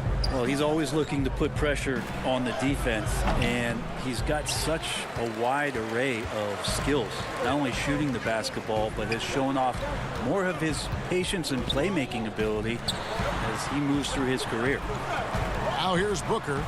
5 points in the game. For 3. And Karl Anthony Towns pulls it down. And on an open look like that, he's very gifted at making the weak coverage pay.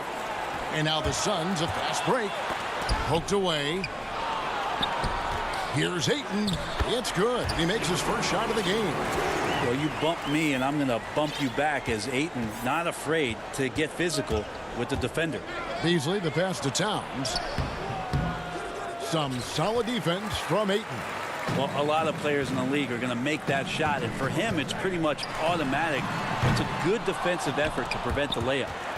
Beasley with it. Now defended by Oubre. Can they get it? Russell passes to Okogie. Back to Russell. Timberwolves passing it around. Here's Towns. Rubio with the rebound. Yeah, trying to get going here, but that's an offer for the first 5 here to start the game. And here we go. Fast break. Towns has got it. And that one, good. And how about the quick eyes there from Towns? Finds a hole in the defense and exploits it there with a nice find. Oubre outside. Trying to find Towns. Gets it to him. And now the Timberwolves on the break. Here's Beasley. Rebounded by DeAndre Ayton. Ayton's got his 4th rebound in this one. Oh, this is the kind of start they were hoping for. And here in the first, approaching 3 minutes played. Beasley finds Hernan Gomez. Here's Okogie. Up top, Hernan Gomez. Here's Beasley. And he banks in the layup. Well, for a guy who does a lot of his work on the perimeter, Beasley gets into the painted area. Now Rubio. From deep, Johnson.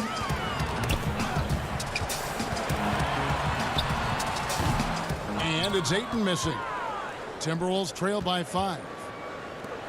Here's Russell. And the rejection by Ayton. Oh, man, it's 7-1. Not a good idea to challenge Ayton there.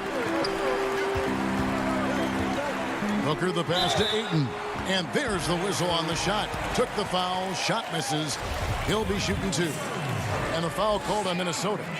Well, DeAndre Ayton is a walking double-double. This guy has a huge physical advantage on the nights that he's playing other bigs, whether that's by his size or his ability to run the floor.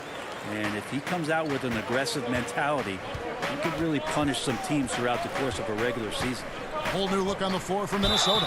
And that'll be 2 free throws coming up. Officials on the call with the foul. And some think that Ayton has a chance to be in a class with some of the great big men we've seen, be it Ewing or Robinson, Hakeem. I mean, those are very lofty standards. Brent, how does he get there, though? It's a great question. I think when you talk about it, Kevin, you got to look at the defensive end. And those names that you just mentioned on a nightly basis were a force behind anybody on the perimeter. When they came into that house, it was defended. If Ayton gets there, he's got a big opportunity.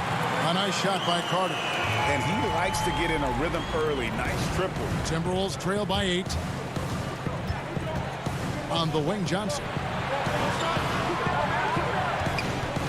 Reed the pass to Noel. Here's Reed on the wing, Johnson. Bridges with the board.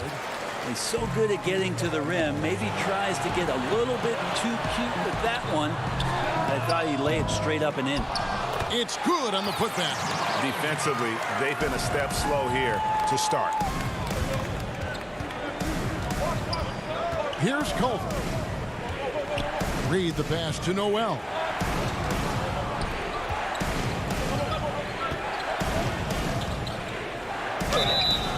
And oh boy, a lot of contact there, but he gets the call and will shoot 2. The Timberwolves have been perfect at the line so far, albeit just 2 for 2.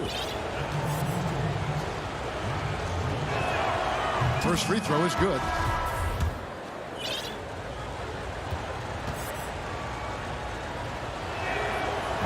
Second free throw, no good. And it's Phoenix's ball. They're on a 16-7 run. Pass to Kaminsky. Beasley with the steal. And here's the fast break. Russell leading the way. And the slam dunk by Russell. Yeah, tough on the offensive end. Just really sloppy play. And Beasley doesn't mind picking that one up and doing something with it.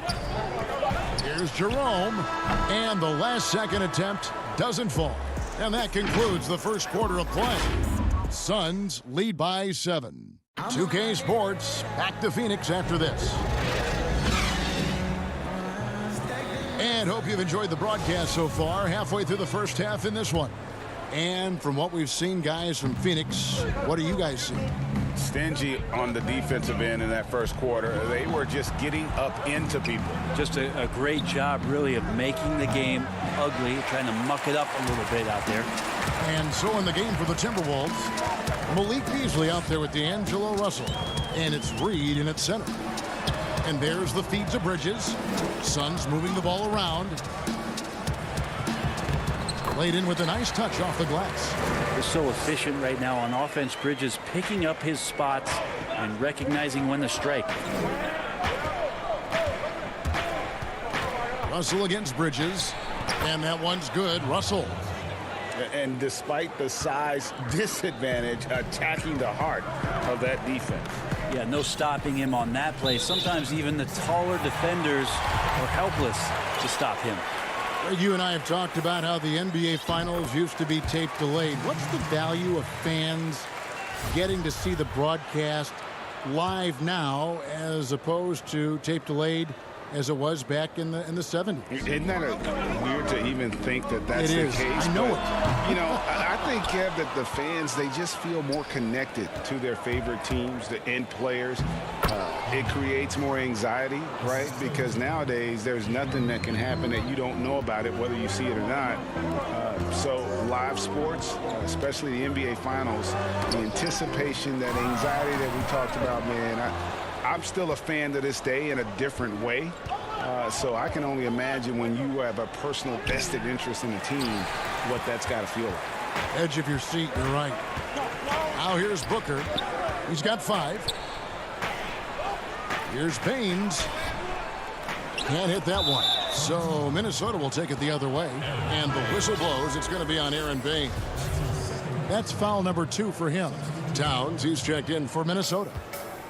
And so it's Johnson who brings the ball up for the Minnesota Timberwolves. 6-point game. And there's the call on Devin Booker. That is his first foul of the game. And the Suns making a change here. Ayton's checked in. Inside and stolen by Ayton. And up the court come the Suns on the break. And the dunk by Booker. That's a good job by Ayton making the read and staying aggressive on defense, helping to get that steal. And Devin Booker had surgery on that right hand back in the summer of 2018. Took the opportunity to work on his left hand, and ever ever since, his game has just gone to another level. You wonder how much confidence, GA, he's had in making plays, not only scoring the ball with the left hand, but assisting with the left hand, and what that's opened up for him in terms of opportunities to be more effective as an offensive weapon. Now, Crafty getting into the lane. Johnson at his size weaves in and gets the contact and initiates it on the drive. Now, here's Rubio. He's been patient so far, nothing on the scoreboard yet. He hangs in there and cashes in on the second chance points. And the Suns lead by 8. And those second chance points really become almost like bonus points when you can get them. And it's Towns penetrating, makes it off the glass. Just no resistance on the inside. That's their 5th consecutive make in the paint. Suns leading by 6. And blocked. That one goes careening off the glass. And his foot movement is what makes Towns such a terrific shot blocker. He moves so well and can defend just about any position on the floor. And guys, they continue to put a lot of pressure on the interior defenders with their work down low. He muscles it in through the contact, and they call the foul. And he's on his way to the free throw line. They did a better job of getting it inside in that first. They've lost some of that physical edge here. Sharch checked in for the Suns. Johnson comes in for Kelly Oubre.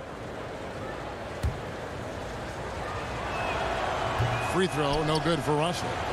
And the Timberwolves have made it clear Karl Anthony Towns is their franchise player. He's the guy they're building around. Now here's Sharch. Down low, Towns with the steal. And now the Timberwolves on the break. Russell's running. Good, and the assist goes to Towns. Russell's got 10 points in the game. Well, understanding not only the routes, but the speed and angles of those routes, Russell with a knack to find the right spot. Here's Ayton. Sharch outside.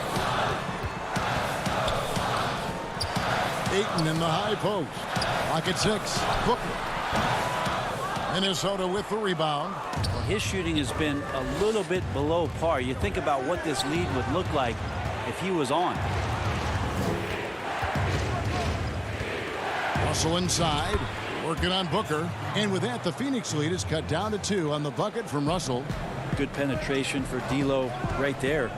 Real nimble on the inside. Finds an angle. And there's another turnover by the Suns. Carter, he's checked in for Phoenix. We've got 33 seconds left to play here in the second quarter. The kick out to Towns. To the inside. And Culver gets it to go on the assist by Towns.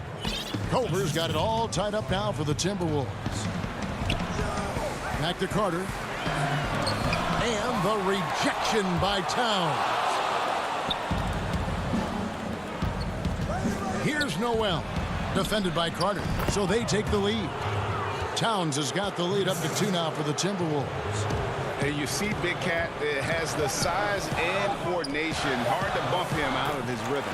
The shot's good. Well, those interior passes can be dangerous sometimes, but if the timing is good and you execute it there, you can get easy hoops. It's all time. Thank you, David. And we'll be back for the third quarter of action following halftime. It's the 2K Sports Halftime Show. Hello, Beth. Phoenix came ready to play. They had the pieces in place for a nice stretch to open. And that's going to...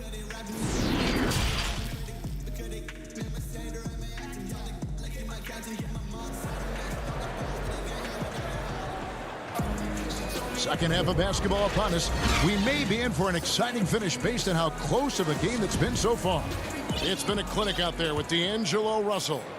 Definitely been challenging the defense here early on, not settling for anything outside. Yeah, you want these kind of nights where you can start to see those openings before they happen. Rubio and Booker, they're the backcourt. Andre Ayton out there with Johnson. And it's Oubre in at the 3 spot. That's who's out there for Phoenix. Now here's Towns, just 4 to shoot. And that one's good, Russell. And now really feeling it as he's gotten off to a great start. And here's Rubio.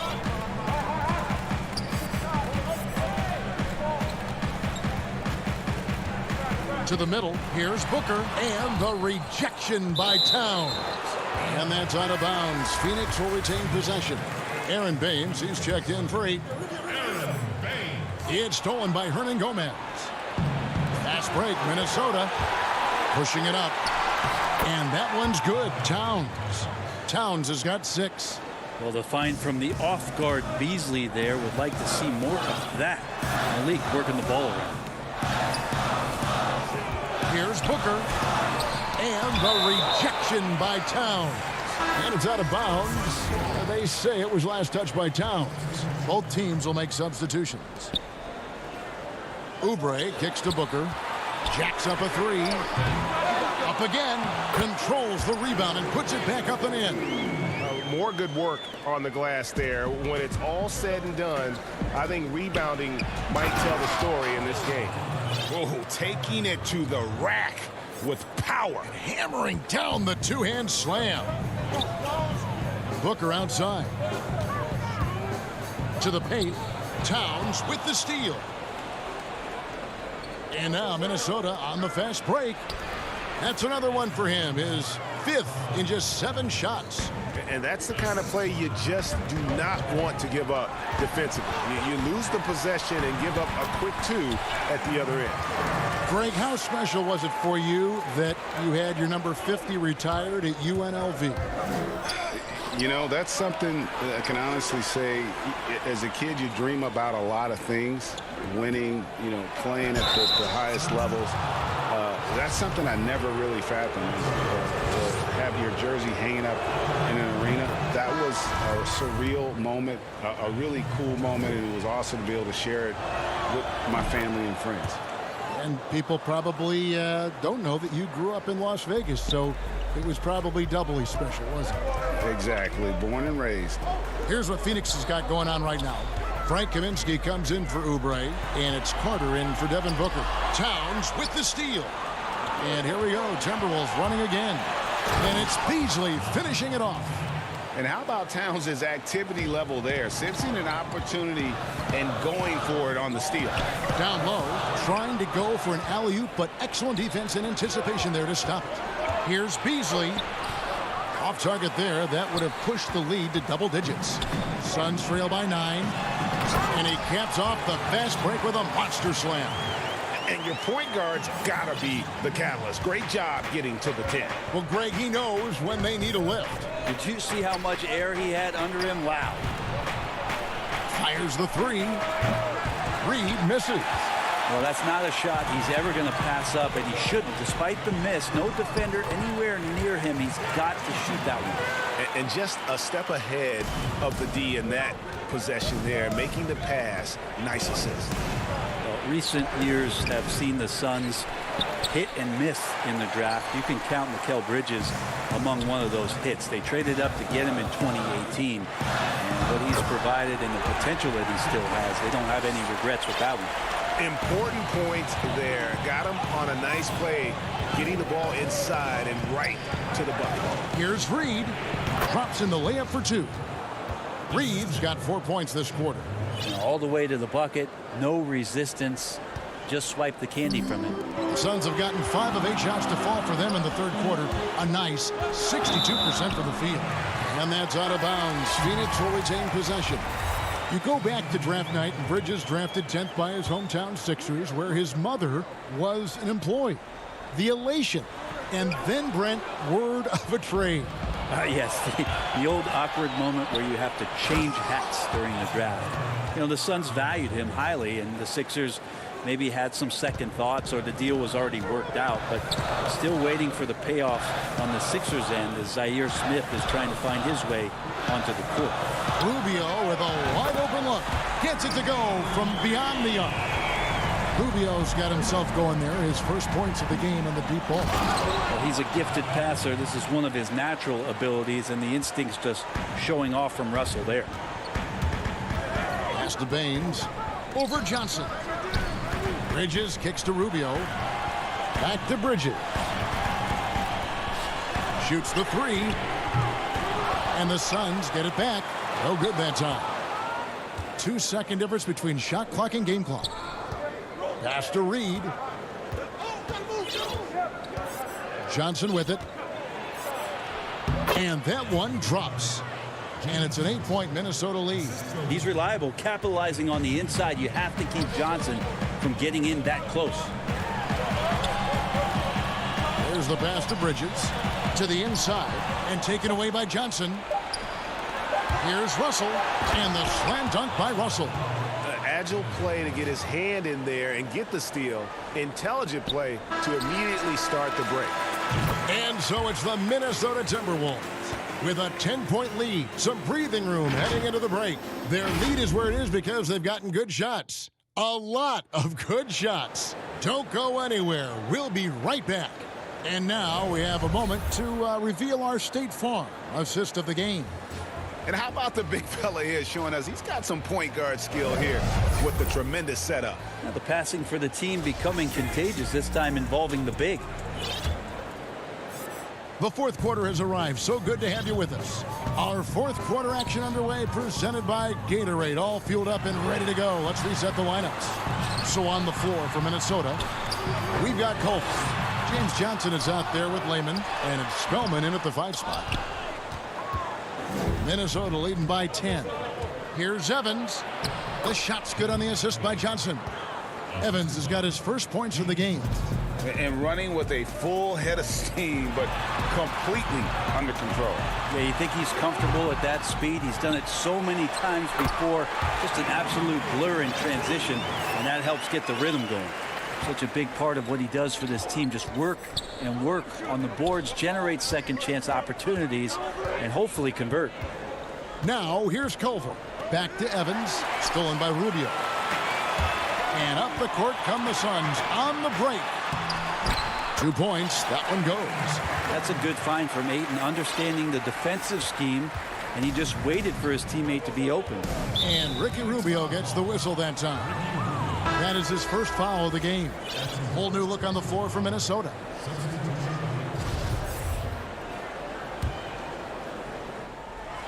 Just over a minute played here in the fourth.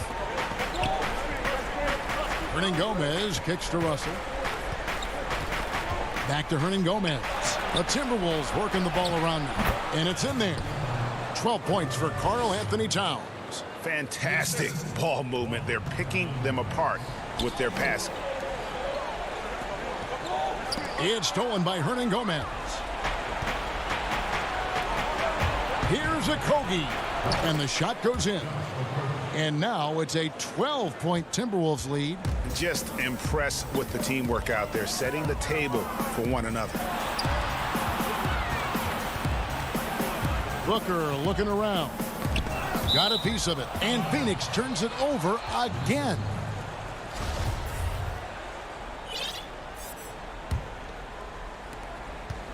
Timberwolves leading by 12.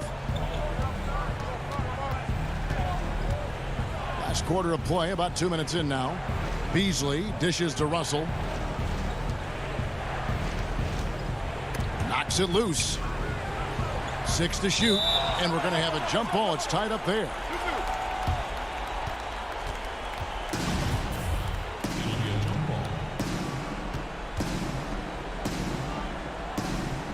Phoenix with the ball. For Phoenix, they've gone 2 for 5 on field goal attempts in the fourth quarter. Oh, Ayton in position. Stolen away. Nice job to interrupt the alley-oop attempt there. Russell kicks to Towns. Russell trying to free himself up.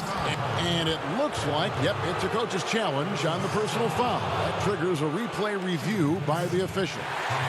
And this is the time now where the officials can review in closer detail what constituted the original personal foul. Getting a different angle can sometimes make it a lot easier to determine. Greg, indeed, and the one thing with replay review is that when you see the slow motion replay, you really get a new appreciation for just the immense speed at which these players are moving at. And how fast the action really is, and how hard it can be sometimes, you know, Greg, to make the right call. And so the word is in. They've decided that the call stands as it was made on the floor.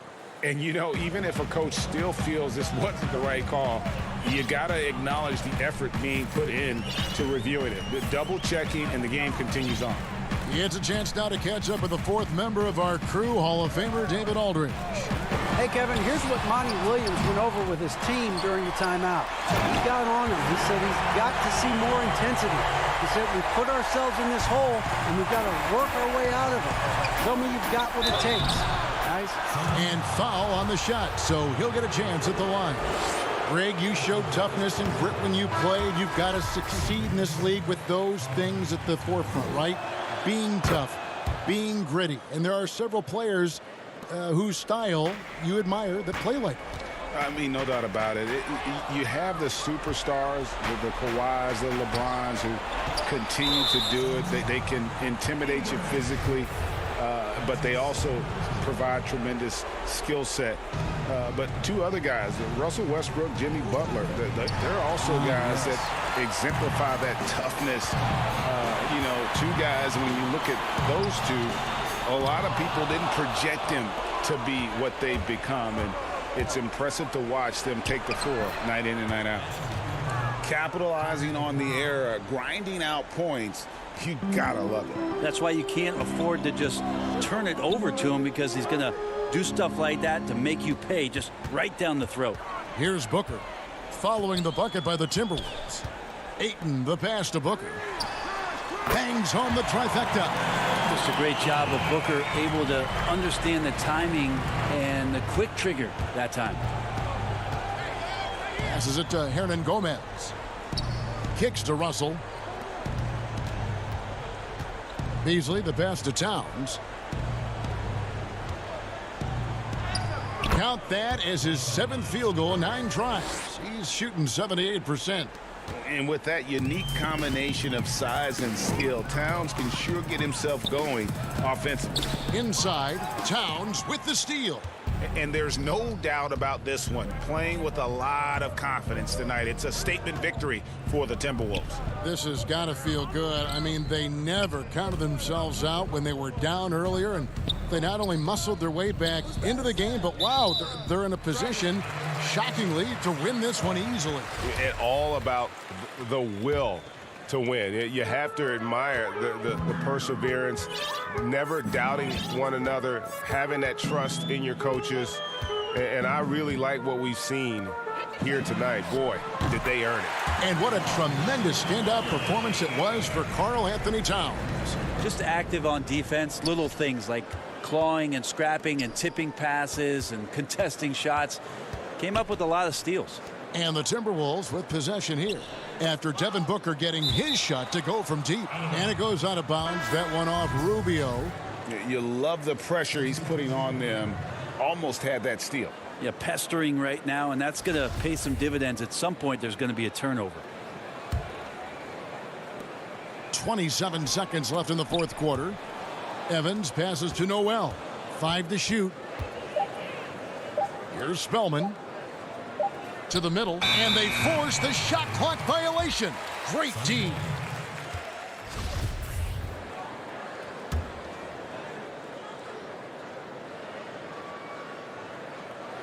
This one just all but in the books. Yeah, too many points, not enough time. And it's a defensive 3-second violation.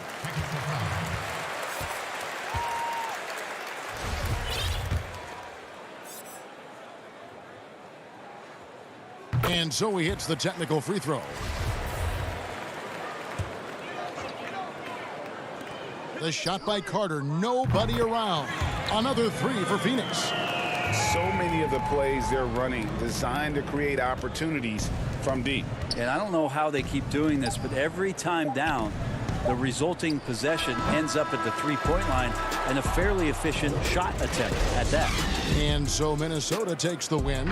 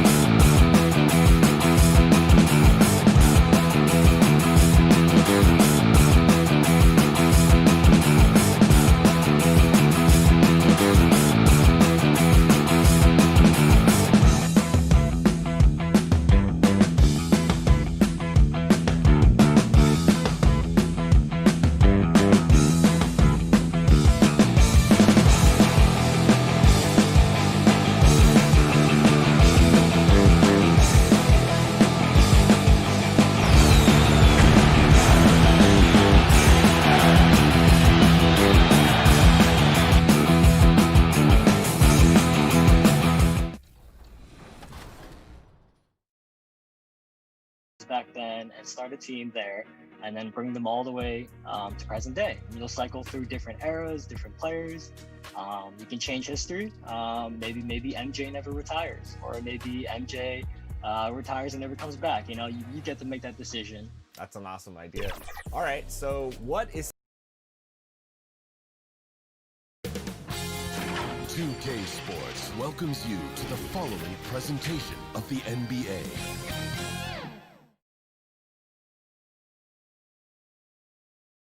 And a glimpse inside the locker room. Players' final. Kevin, thank you very much. Thanks, David. That's David Aldridge, our NBA Hall of Famer. So the opening lineup for the Suns. Rubio and Booker, they're the backcourt. Johnson is out there with Kelly Oubre, and it's Ayton in at the 5 spot. And for the Jazz, Mitchell is the 2 with Ingles at the 3. Rudy Gobert is out there at Bogdanovich, and it's Conley in at the point guard. Now Ingles, after Devin Booker missing on that last 3-pointer. Kicks it out to Mitchell. Outside Conley. 6 on the shot clock. Takes a 3. The rebound by Johnson. And here's Ayton. He'll bring it up for the Phoenix Suns. Conley finds Ingles. Jumps up and slam dunk by Gobert. There's a reason Mike Conley's teammates love playing with him. If you're open, I promise he'll find you. Oubre can't get it to go. Boy, surprised he missed that. The defense just good enough to prevent that bucket.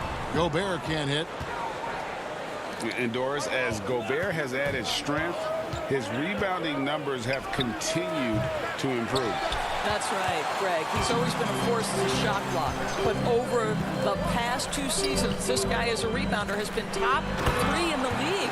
Last year, he even challenged Andre Drummond for king of the boards. He's got great size, great anticipation, and he plays with passion. And Phoenix has possession after the basket by Utah. And the whistle blows. It's going to be on Michael Conley. That's his first foul.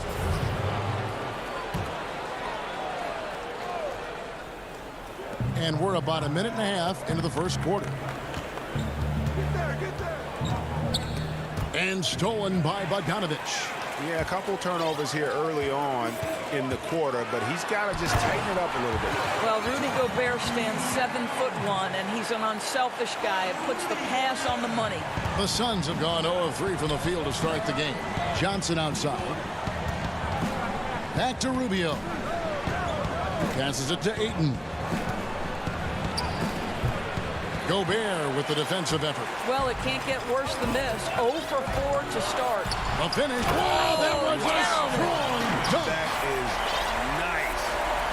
And creating a little separation here, gaining some confidence. Well, if you continue to execute at both ends, you can build on this lead. Now here's Booker. They need this. Oh, and he pucks it off the glass. Wow. Yeah, slow start right now. 5 straight misses to get this one going. Bogdanovich inside. He's guarded by Johnson. Suns trail by 8. Here's Ayton. Good. And a nice assist from Booker. Well, this guy is so good in transition situations. DeAndre Ayton runs the floor like a deer. Oubre can't get it to go.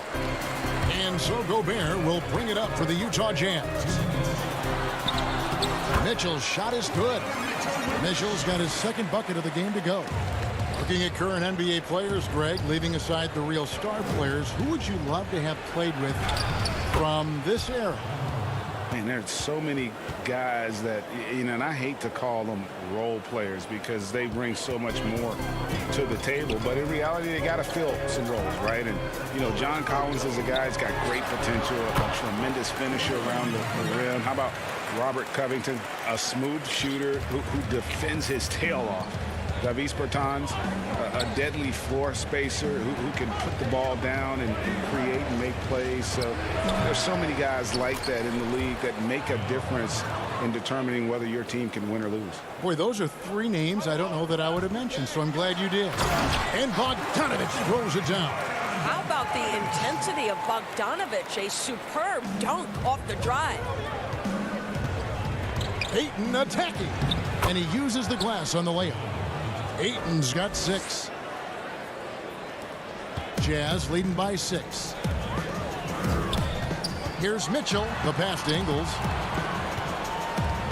And here's Gobert, covered by Oubre. Kicks it out to Bogdanovich. Outside Conley. Clock at 6. Back to Bogdanovich. And the rejection by Ayton. Outstanding shot blocker. DeAndre Ayton off his feet in a hurry to send it back. So Utah going with an almost entirely new group here. Davis is checked in for Gobert. Royce O'Neal comes in for Joe Ingles. Jordan Clarkson, he's checked in for Donovan Mitchell. And it's Moutier in for Mike Conley. Carter against Clarkson. Shooting foul as the whistle. And now, yep, this will be a coach's challenge. We thought that might happen, triggering a review of the personal foul. And this is the time now where the officials can review in closer detail what constituted the original personal foul. Getting a different angle can sometimes make it a lot easier to determine. Greg, indeed, and the one thing with replay review is that when you see the slow motion replays, you really get a new appreciation for just the immense speed at which these players are moving and how fast the action really is and how hard it can be sometimes, you know, Greg, to make the right call. And so the word is in. They've decided that the call stands as it was made on the floor. And, you know, even if a coach still feels this wasn't the right call, you got to acknowledge the effort being put in to reviewing it. The double checking, and the game continues on. Here's Bridges. After the basket by Utah. 1 second separating the shot clock and game clock. First trip to the free throw line for him in this one. A year ago, he had an 84% success rate on his foul shots, so he was a guy they were always happy to see at the line. After winning 2 championships in college at Villanova before turning pro, I think Mikal Bridges has the next championship in his sights. That's an NBA title. It's stolen by Sharch. Carter down low. Davis is there. And Carter with the basket on the assist by Sharch. At his size, Dario Saric can see the floor, and he knows how to put it on time and on target. And here's Bogdanovich for 3. A good game so far as we conclude the first quarter. Jazz lead by 2. And we'll get the second quarter underway on the...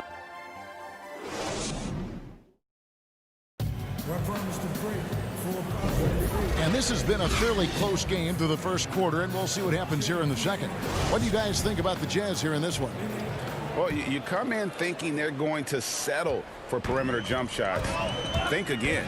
They've certainly made the commitment to pounding the basketball into the painted area, and boy, is it paying dividends. And a moment now to reset the lineups, courtesy of Gatorade, all fueled up for the second quarter of basketball. And so in the game for the Jazz, Davis is out there at Bogdanovich. Then it's O'Neal. Then there's Emmanuel Moutier. And it's Clarkson in at the shooting guard position. Knocked loose. Down low. Here's Clarkson. It's good. He makes his first shot of the game. You can see the improving court awareness of Emmanuel Moutier, having an understanding for when to find his guys. A guy who can be a little inconsistent game to game. Clarkson can be extremely consistent year to year. Right. Consider him as a rookie. Many of the numbers then are similar to what they are now. But the one thing that has improved is the consistency of the three-point shooting. He's worked so hard on it, and that's where the consistency has started to take root. And Doris, Mikal Bridges, how about 2 national titles in the 3 seasons at Villanova? Got better each and every year. And think about in his junior season, he becomes one of only 8 major conference players in college basketball history to average 1 block and 1.5 steals while also shooting over 40% from three-point range. Boy, that is the perfect resume for a 3-and-D wing. Yeah, gets a finger on it, but just can't quite come up with the steal. But a really good read on his part, being disruptive at the defensive end right now. Here's the break. Clarkson passes to Bogdanovich. Nice ball movement by Utah. He feeds it to Davis. And it's slammed in by Davis. Well, how about the court awareness from Bogdanovic showing off his ability to find the open man, Kev? Carter looking around to the paint. Here's Kaminsky. And the shot is good. That's the idea. You work the ball into that area. It's a sweet spot. Jazz have gone 2 of 3 from the field here to open the second quarter. An intentional foul committed, but for what purpose, Greg, I'm not sure. A scene of confusion right there. I can't imagine why he thought it was a good idea to foul there. Rudy Gobert, who's checked in for Bogdanovic. Not sure Rudy Gobert left the floor to finish that dunk, but boy, what power. Wasted no time on that one. Kaminsky's got the game tied up here for the Suns. And they double up Davis. Rebounded by Kaminsky. The Suns have gone 3 of 4 from the floor here in the second quarter. Here's Bridges. That doesn't go in. Had a chance, though, to take the lead. Gobert the pass to Mudiay. Count the bucket coming off a perfectly placed assist. Well, Emmanuel Mudiay, that kind of shot will up your field goal percentage, gentlemen. Here's Jerome, defended by Mudiay. And it's Royce O'Neal with the foul.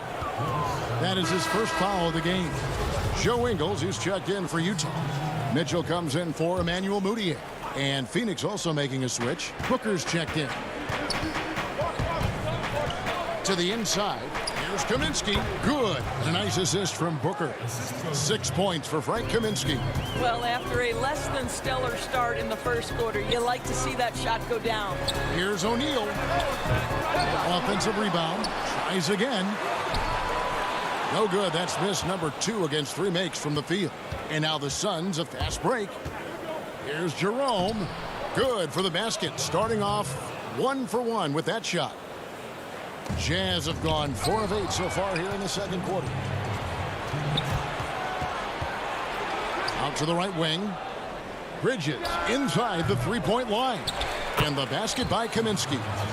Kaminsky's got the lead up to 4 now for the Suns. And they're beginning to just flat out fall apart defensively right now, especially on the interior. We know how important the draft is, Greg. It can shape an organization. Talk about some of the best draft day deals of the last couple decades. There have been a lot of them. Oh, there have been a few. I mean, just coming to mind here recently, how about when Kawhi was traded to the Spurs? That was a huge get. Go back George to, how about Kobe going to the Lakers? McHale and Parrish coming to the Celtics. I mean, we've seen that happen quite a bit. And I tell you what, boy, it can really transform a franchise's future. Booker, right side. Pass to Bridges. O'Neal with the rebound. Let's give some credit to the defense for how they're guarding this guy right now, because they're refusing to let him get comfortable. Clarkson finds Gobert and slam dunk by Gobert. Gobert has a thin frame, but make no mistake, he is physical and he relishes contact. Here's Jerome. Ingles covering. Charge outside. Pass to Bridges. Rebound, Utah. Gobert's got his 5th rebound in this one. Shot from 12. And too long on the shot. And Jordan Clarkson is going to pick up the foul. That's his first foul for the Jazz. Bogdanovic comes in for O'Neal, and it's Mike Conley in for Clarkson. Here's Booker. Rebound, Utah. Ingles with the ball. Back to Conley. With 1 on the clock. And the last shot before the buzzer is off. We'll take a quick break and then back to the action here. And now, the 2K Sports Halftime Show. Greetings for the Suns. The first quarter was pretty even. They're in better shape now than they were at one point when they... And...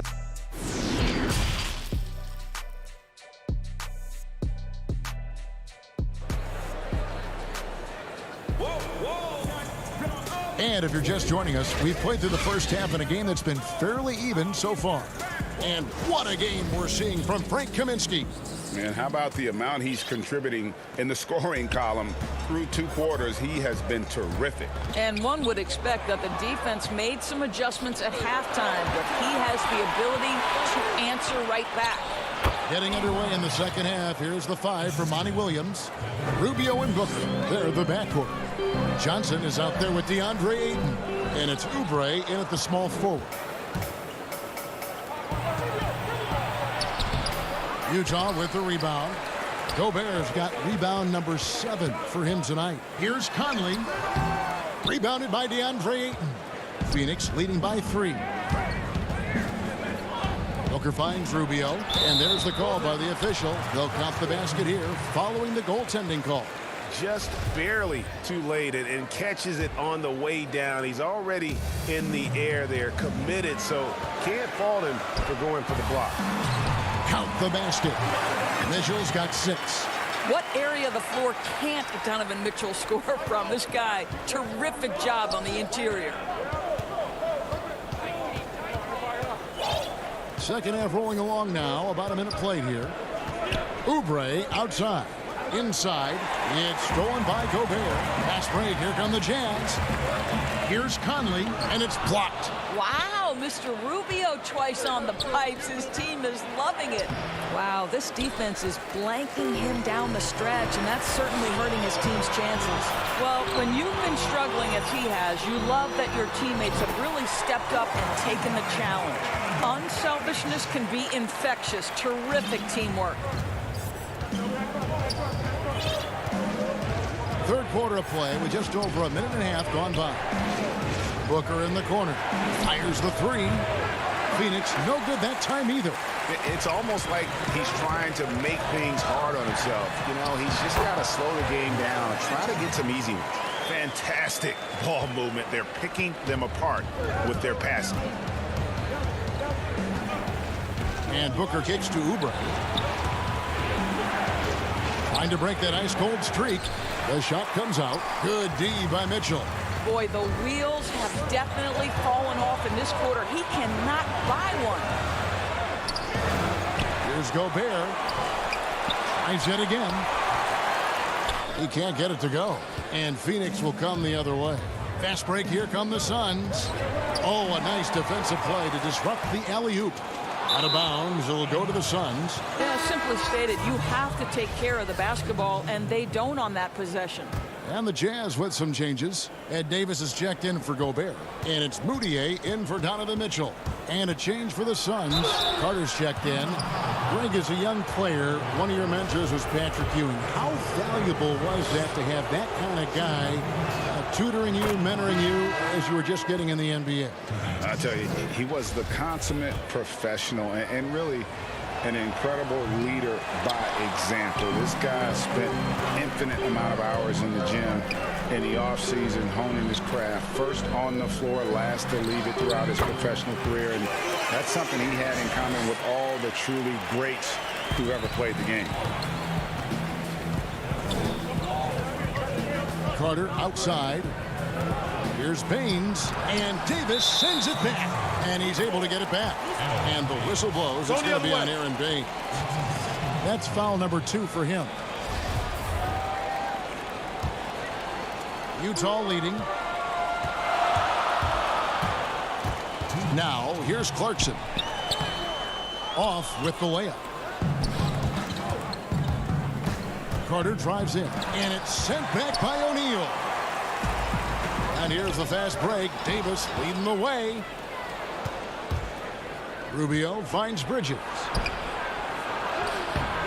And it's Baines missing. It seemed like he changed his mind halfway through the layup, tried to go to something else, and flat out choked it. He gets it in there. Clarkson's got 6. Oh, great ball movement there. Suns trail by 4. They need a bucket in a big way here to regain some confidence. Carter, the pass to Rubio.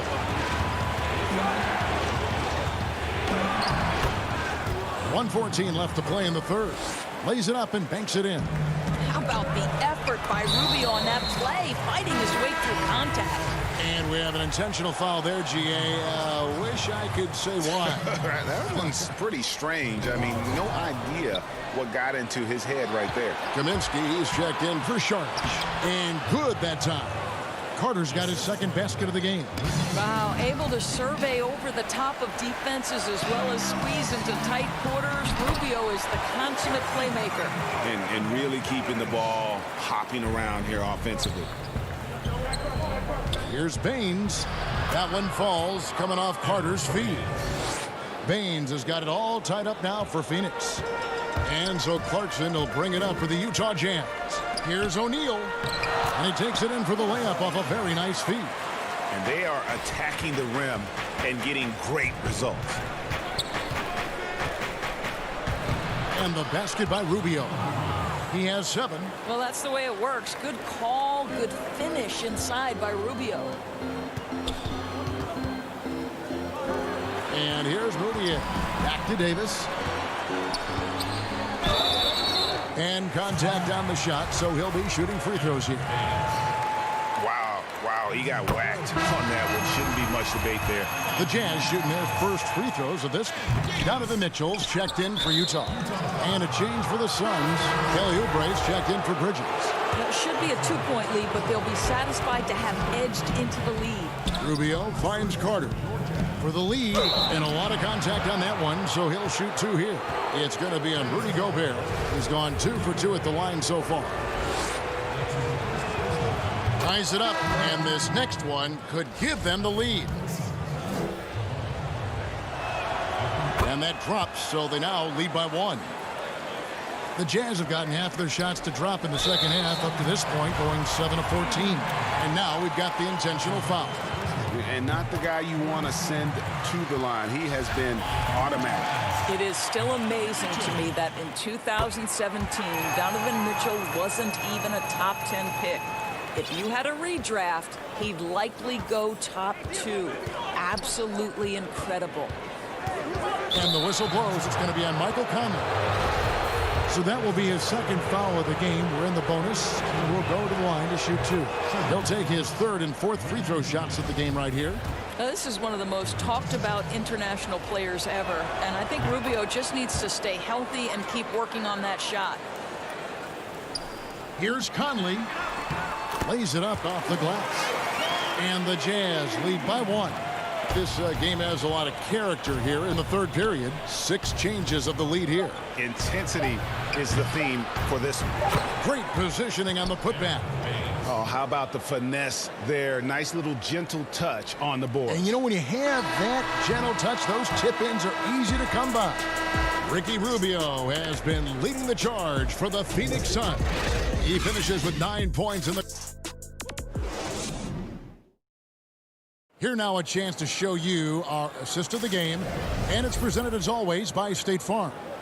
Yeah, and I like the fact we get to see this pass one more time. A magnificent feed, and you love to see your off guard taking over the playmaking duties with this much skill. You love the unselfishness, finding the best look, and it doesn't matter who's taking it.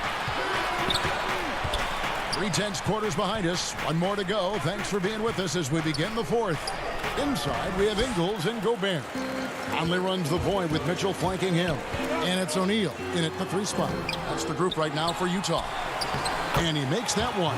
And they haven't been able to turn it into a big lead, but their rebounding advantage is starting to add up. A nice shot by Booker. There's a certain resiliency to this team, and you're starting to see it.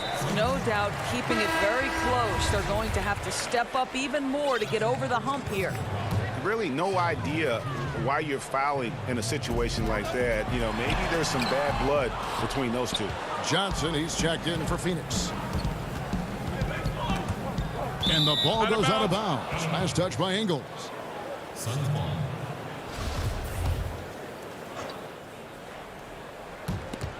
It's stolen by Gobert. Here's Mitchell, and it's Mitchell with the jam. You have to prevent Mitchell from driving. This guy too quick and too crafty once he gets into the lane. For 3, Booker. Rebound, Utah. Gobert's got 13 rebounds in the game. Seeding. Mitchell's shot is good. And he has starting to turn it on now after that slow start. And with that shot, the Jazz lead is cut to just one on the basket from Booker. How about the ability to adjust and finish in different situations? Devin Booker, elite as a scorer. And now with the fast break, Rubio with the ball, and there it is for him. Rubio's got 11 in the second half. Time running low, guys, and somebody has got to win this one. Yeah, well, who knows? We might need overtime in this one. It's been that kind of a game.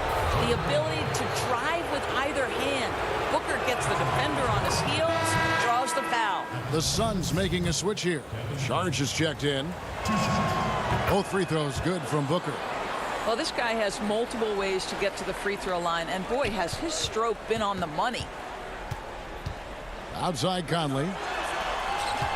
Over to the left wing. To the paint. Here's Gobert. That's in for his 5th make of the night. Now shooting at a 50% clip. 5 for 10. Well, Gobert inside, right? He has such a strong sense for when to take advantage of the skills he has at his disposal. The drive by Booker, and the basket is good. And the Suns lead by 3. This guy, a tough cover for any defender. Creative and assertive scoring the ball. Gobert, that's his 6th field goal today, and that makes him now 6 for 11. Boy, I love to see Rudy Gobert score despite the contact. This guy is showing off some big-time strength right now. A nice shot by Booker. And you can feel the excitement in the building. Both of these teams pouring it on.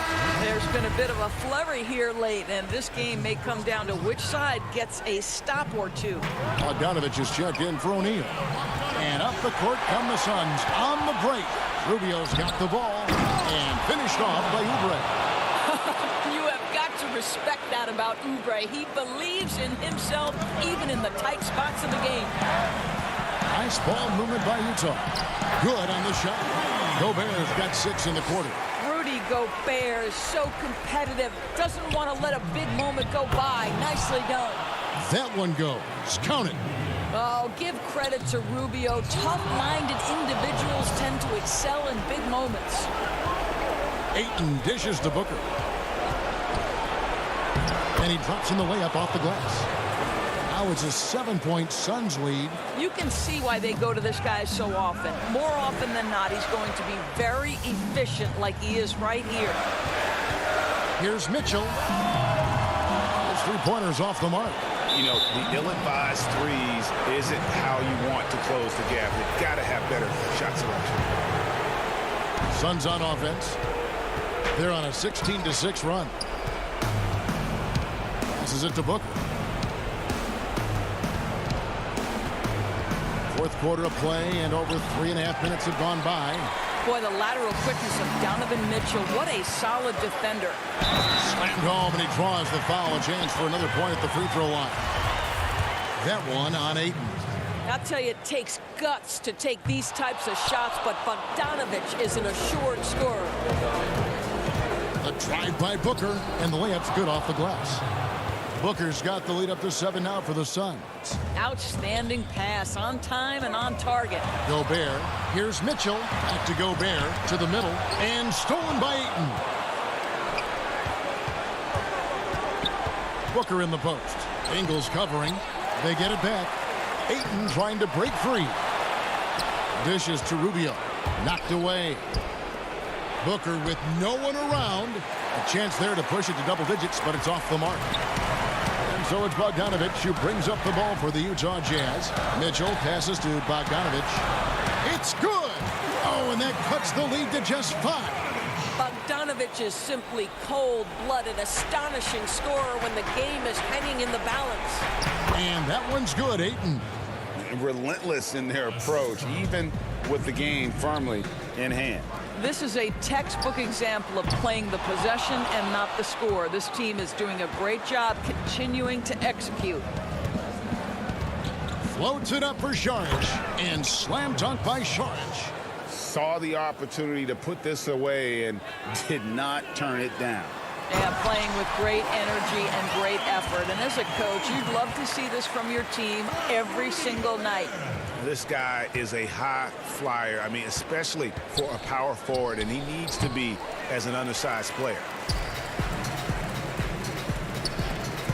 Ayton against Mitchell. Yes! He might be young, but Mitchell is clutch. That's beautifully done.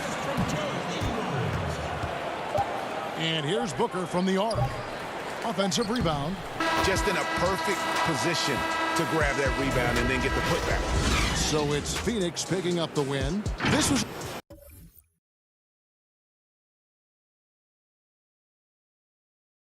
And as long as I'm alive, we can...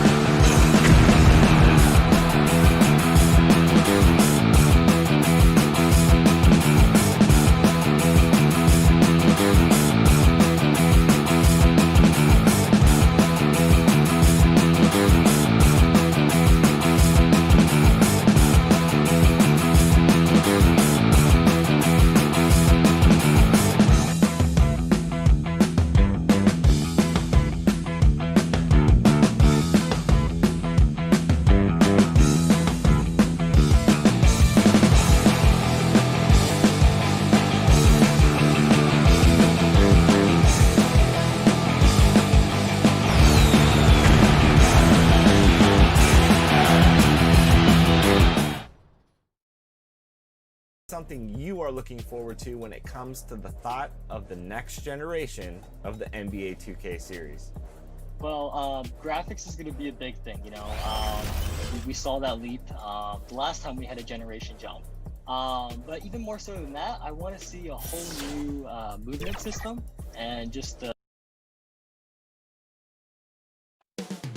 The Twin Cities, Minneapolis, is the scene for the Jazz. And thanks for tuning in to the NBA. Hey, Dave. Kevin, thanks. Donovan Mitchell grew up around pro. What a great guy. D.A., thank you for that. The starters for the Utah Jazz, Conley and Mitchell, the talented backcourt pair. Joe Ingles is out there with Bogdanovich, and it's Gobert in at the pivot spot, manning the middle. And for Minnesota, we've got D'Angelo Russell. Also, Malik Beasley out there, and it's Towns in at the 5 spot. Well, this seems to be a game that could be very tactical, Greg. Both teams relying on execution in the half court. And, Kevin, you're going to see a lot of ball movement and body movement, and you can't just stand around and watch one guy go to work. I think that puts so much pressure on the defense with how the game is played. And an emphasis on coaching, too. Yes. Here's Russell. Yep, that one goes in there. Well, that's how you bring out the best in your teammates. Towns is a prolific scorer, but guess what? He'll find you if you're open. Back to Conley. That one goes in. Just setting the tone with an aggressive move to the rack. And where's the help defensively? To me, that's a complete lack of communication on that side of the ball. These guys need to be talking to each other. Boy, a miss like that will drive any scorer crazy, especially with the defender giving a cushion. Mitchell passes to Gobert. Good, and it's Mitchell picking up the assist. Gobert has a thin frame, but make no mistake, he is physical and he relishes contact. And we talk a lot about Mitchell's offense, and for a good reason, but the defense is also an area where he's excelled. Oh, no doubt, Greg. We identify him with the offensive end of the floor because he's carried a burden for the Utah Jazz early in his career. But think about it. He's strong, athletic. Wow, hammering it in! Well, why did Donovan Mitchell win the dunk contest? Case in point right there. Russell passes to Towns. Yep, it counts. You know, outstanding start. You've made 3 of your first 4. Jazz have gone 4 of 5 from the field so far. The drive by Gobert. And slam dunk by Gobert. I'll tell you, the ability to put the ball on the deck, drive it, and finish with a dunk. Mr. Gobert, how about you? Right wing. Conley kicks to Ingles. The Jazz working the ball around now. Passes to Bogdanovich. Feeds it to Gobert.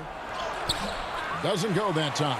Towns with the defensive effort. The Timberwolves have gone 3 of 4 from the field to start out the game. He hangs in there and cashes in on the second chance points. Oh, great timing. He is one tough customer on that offensive glass. You know, it's like he has a sixth sense of where that rebound is going. And they are attacking the rim and getting great results. Down low, it's stolen by Gobert. And here again, the Jazz in transition. Up the court they go. Pass to Bogdanovich. It's good. He makes his first shot of the game. And it just seems that every pass they make is leading to a score. Just great ball movement. Beasley inside. Defended by Gobert. It's stolen by Gobert. Here's Mitchell, and then Mitchell with the dunk. There's a reason Mike Conley's teammates love playing with him. If you're open, I promise he'll find you. The drive by Russell. Gobert pulls it in. And it's the Jazz's ball. They're on a 16-4 run. And it's Mitchell with the jam. And what a way to start this game, dominating at both ends of the floor. And give them credit for approaching this game with the right energy and intensity. This team has attacked every chance they've gotten. Layman, he's checked in for Minnesota. Jacob Evans comes in for Malik Beasley. And Utah with a change here, too. Royce O'Neal's checked in for Joe Ingles. And that one drops for him.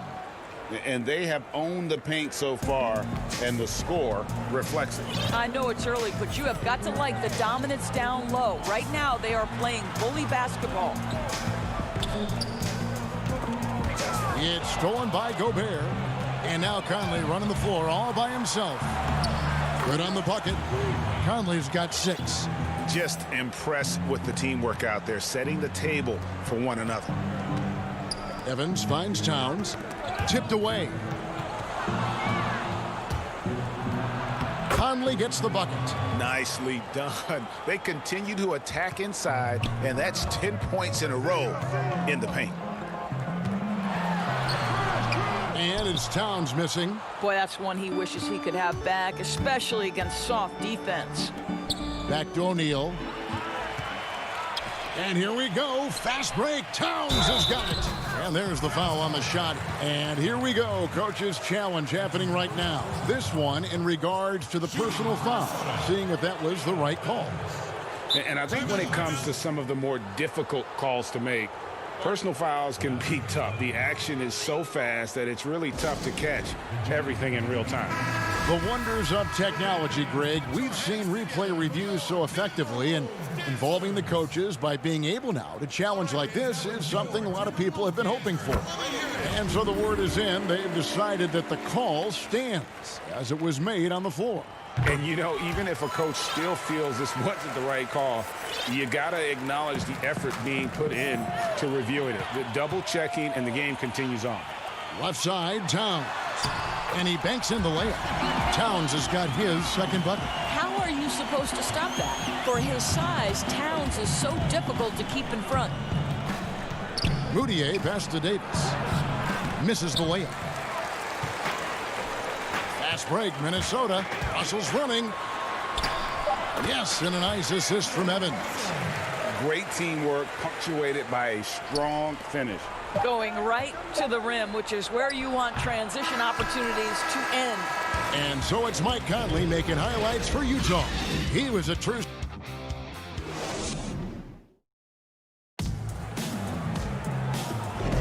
And welcome back to the second quarter of action. Plenty of basketball left to play, but this one has been one-sided so far. And from what we've seen from the Jazz so far, what's your take?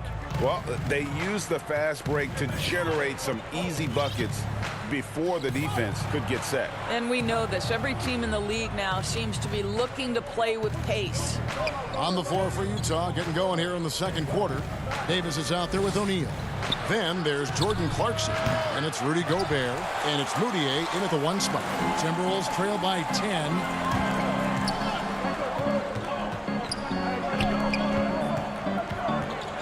To Lehman, stolen by Clarkson.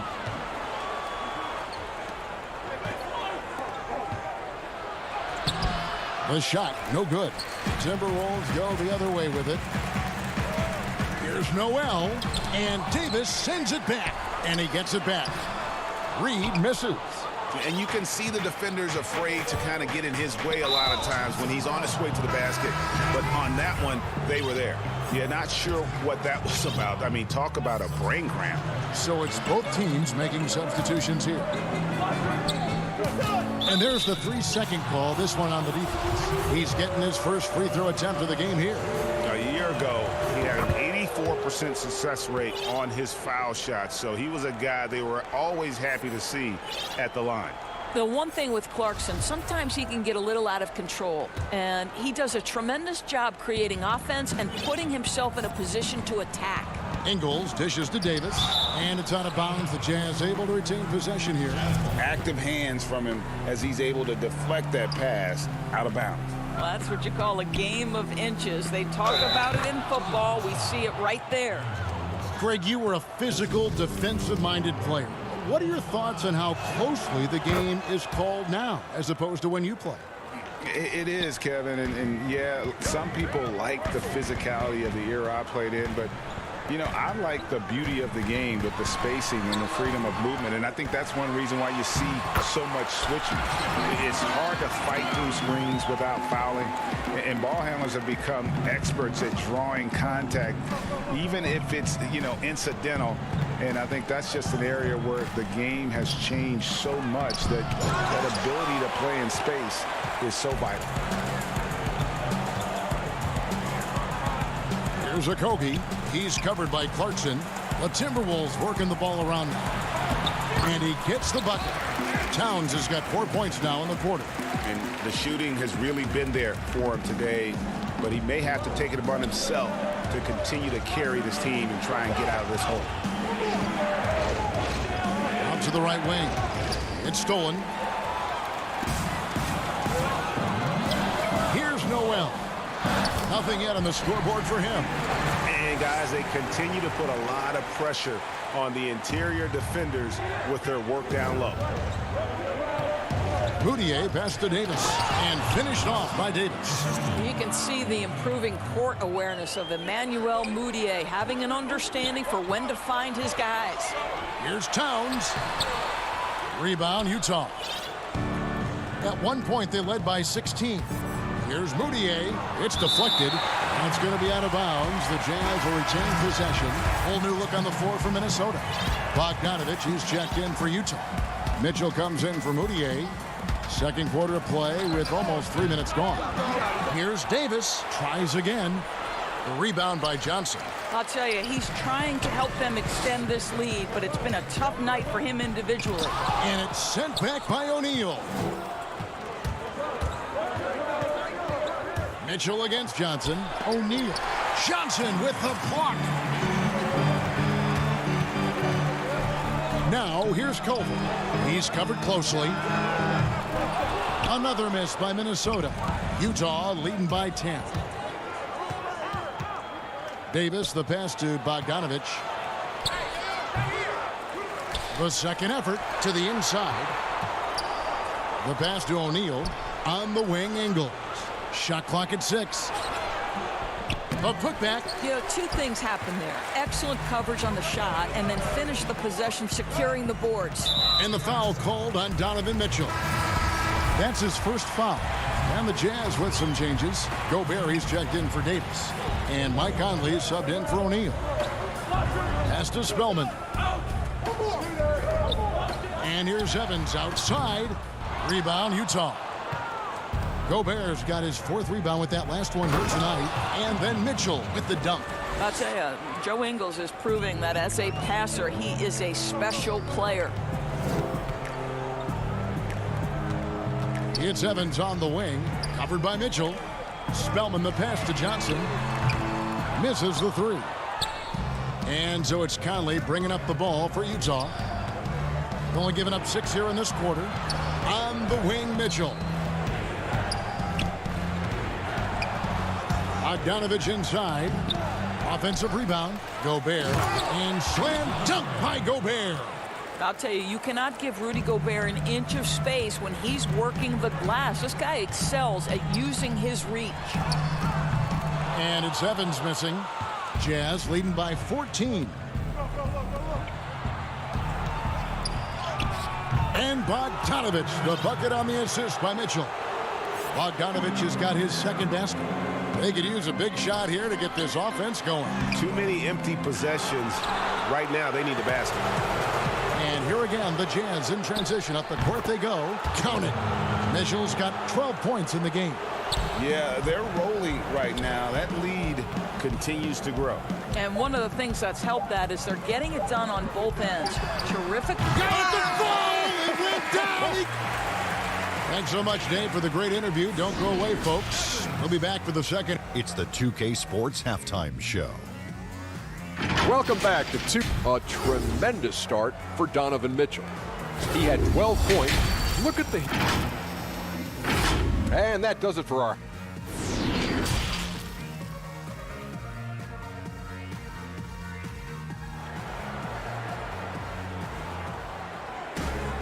And with a big gap on the scoreboard, the second half begins with very different goals for these teams. One side trying to mount a comeback, one side trying to protect their lead. It's been one outstanding game from Donovan Mitchell. He had a fast pass to the lane that first half. Got inside on demand. Now, this guy is such a good finisher on the move, and so far the defense has not been able to counter it. They've got Towns. Beasley is out there with D'Angelo Russell. And it's Hernan Gomez in at the 4 slot. That's the group starting the second half for Ryan Saunders. Here's Towns, and the dunk by Towns. Well, the more repetition he gets, the more floor awareness you develop. D'Angelo Russell showing a desire to get his teammates involved. Ingles in the corner. Mitchell outside. Puts up a 3. Second chance shot. Rebound, Minnesota. Towns has got 4 rebounds in this game.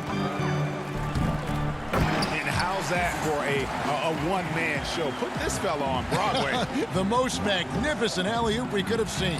Yep, that one goes. 10 points for him. The assist totals, Kevin, just continue to grow. They're way ahead in that category.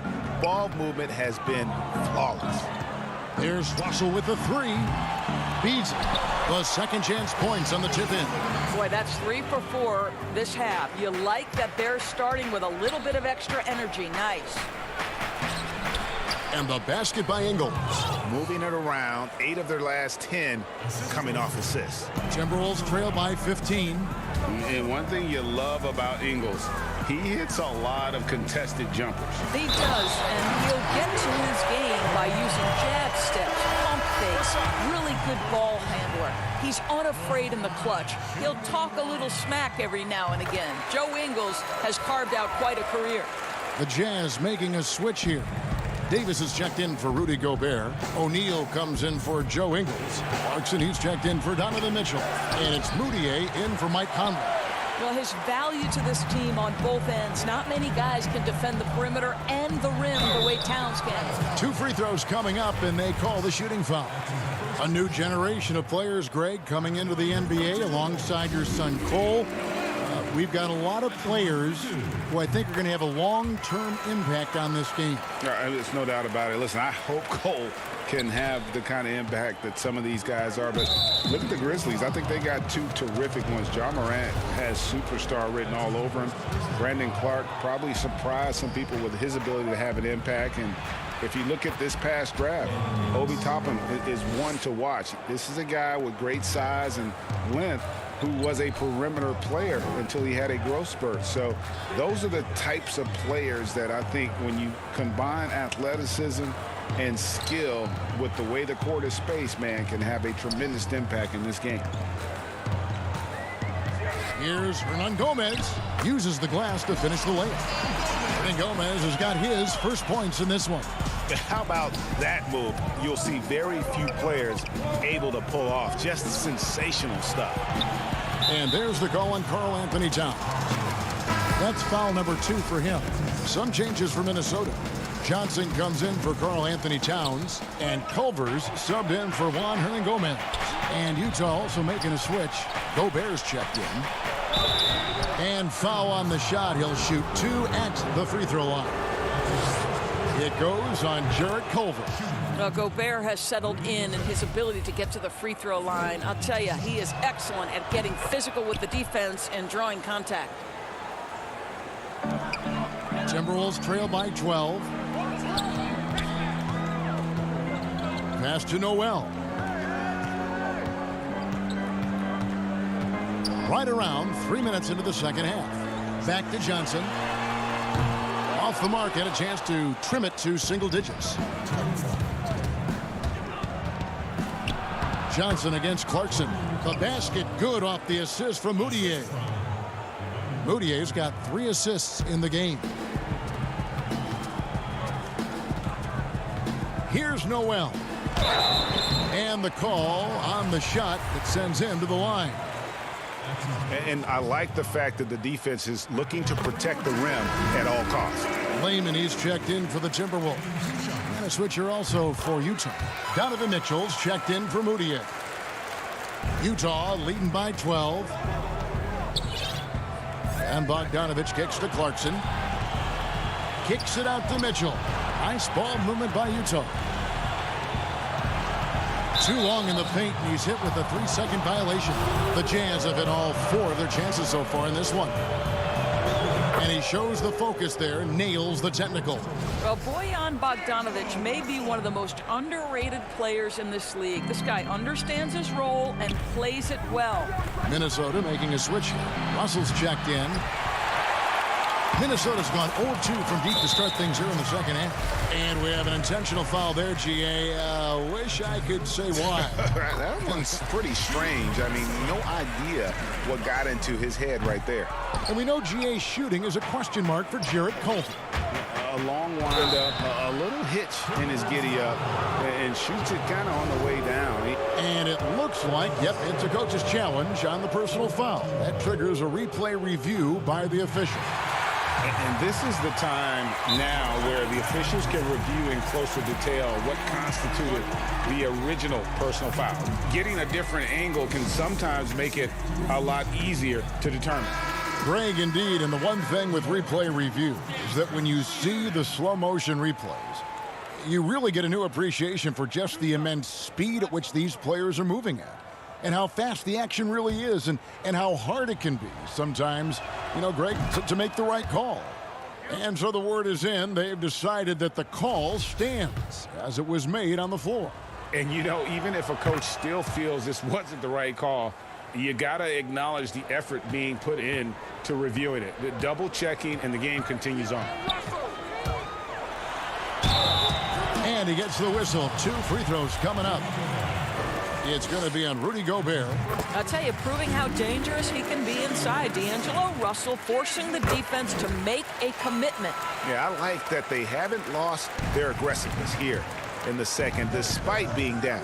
Gobert, and slam dunk by Gobert. And he can do a lot more damage to the rim than that when he wants to. Oh, you're right. And with the lead they're enjoying, I'm surprised he didn't put a little something extra on that one. What a take from Jarrett Culver with ferocity on that finish.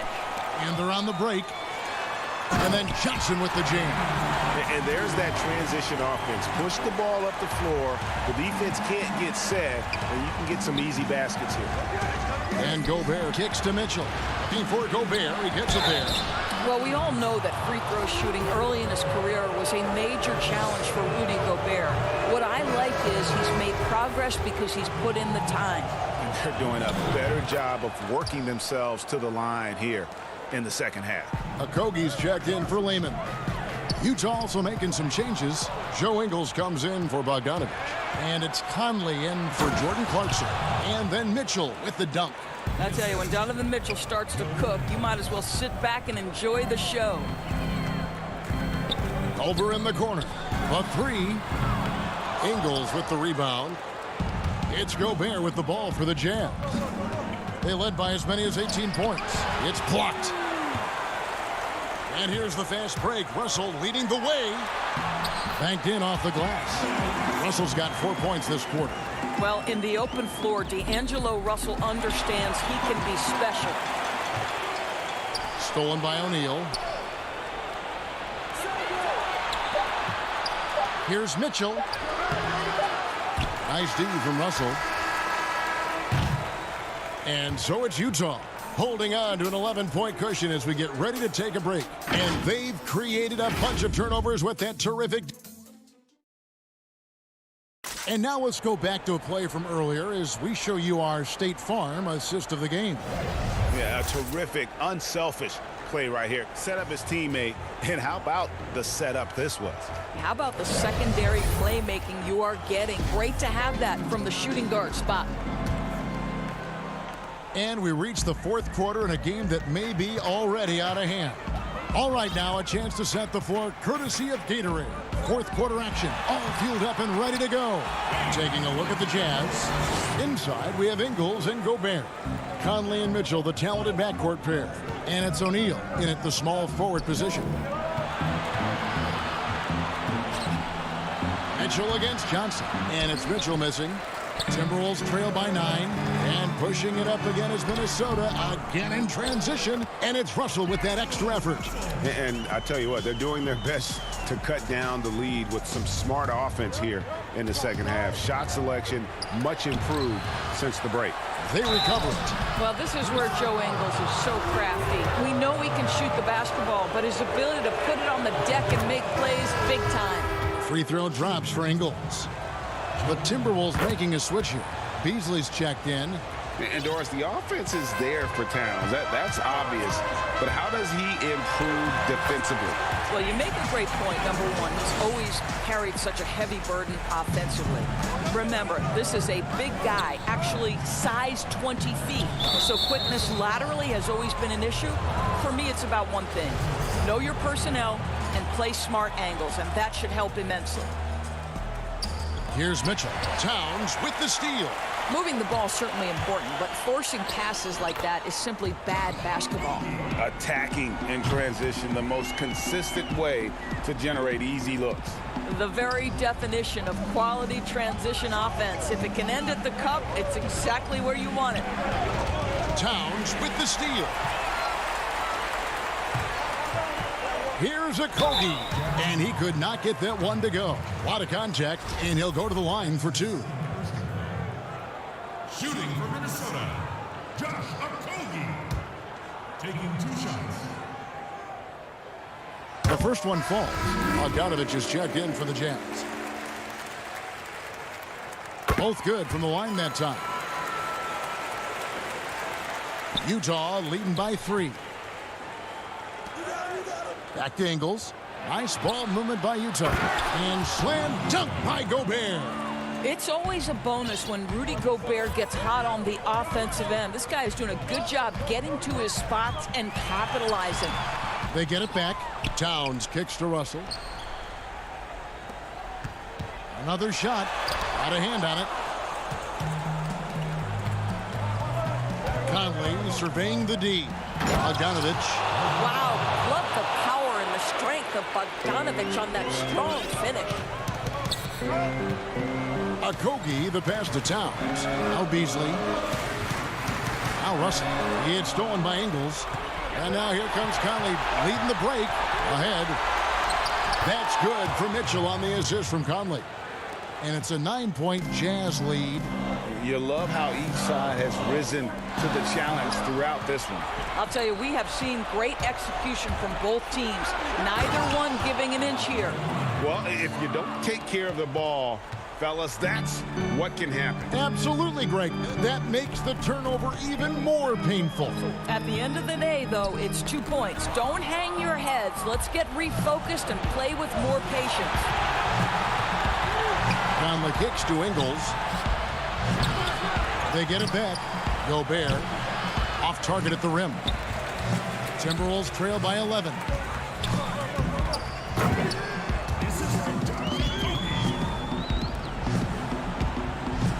For Utah, they've gone 4 of 8 in this fourth quarter, shooting an even 50% from the field. And slam dunk by Gobert. Well, the defense, no time to react on the Rudy Gobert throwdown. To the middle, it's stolen by Gobert. And here they come. Here's Mitchell, and he goes right over to D'Angelo Russell and slams it down. Oh, that's an old-fashioned rim wrapper. Just a remarkable gem. These fans' jaws are on the ground right now. And the whistle blows. It's going to be on Michael Conley. That'll be his second foul of the game.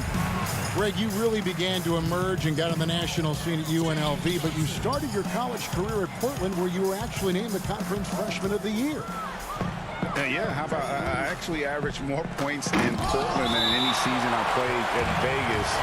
Totally different roles, but Portland's always going to have a sweet spot in my heart. My first child was born in the great city of Portland. Timberwolves trail by 13. Russell dishes to Beasley. And that'll be 2 free throws coming up. Officials on the call with the foul. And Doris, Malik Beasley, no stranger to the entertainment business. His parents and his grandfather are all accomplished actors. Yes, but his father also played basketball professionally. Malik with so much talent. Now he's looking for his role to grow, and he's got the kind of heart and toughness to go make it happen. And it's Towns missing on offense. Here are the Jazz. They're on a 12-4 run.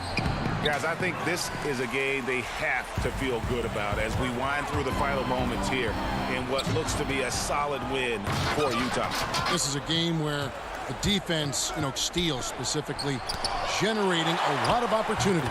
And it created possessions for them, scoring opportunities, and that effort a big part of what will be a nice victory here tonight. And we watched one guy all night long, guys, and looking at the stats just confirms what a dominant game he had. What a night tonight it was for Rudy Gobert. Boy, I think he made his presence felt in the paint more than anywhere else. This guy's rebounding numbers were outstanding. He controlled the glass. Russell passes to Beasley, and there's the shot clock violation. Couldn't get the shot off in time.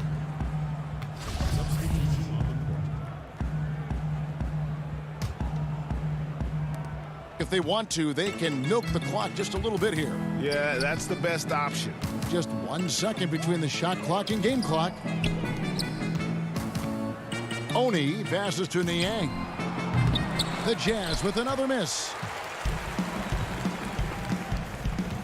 Evans feeling it out a bit. Here's Layman. Missed inside. And so it's Utah easily grabbing the win. Thank you, David. Great interview once again. And that'll wrap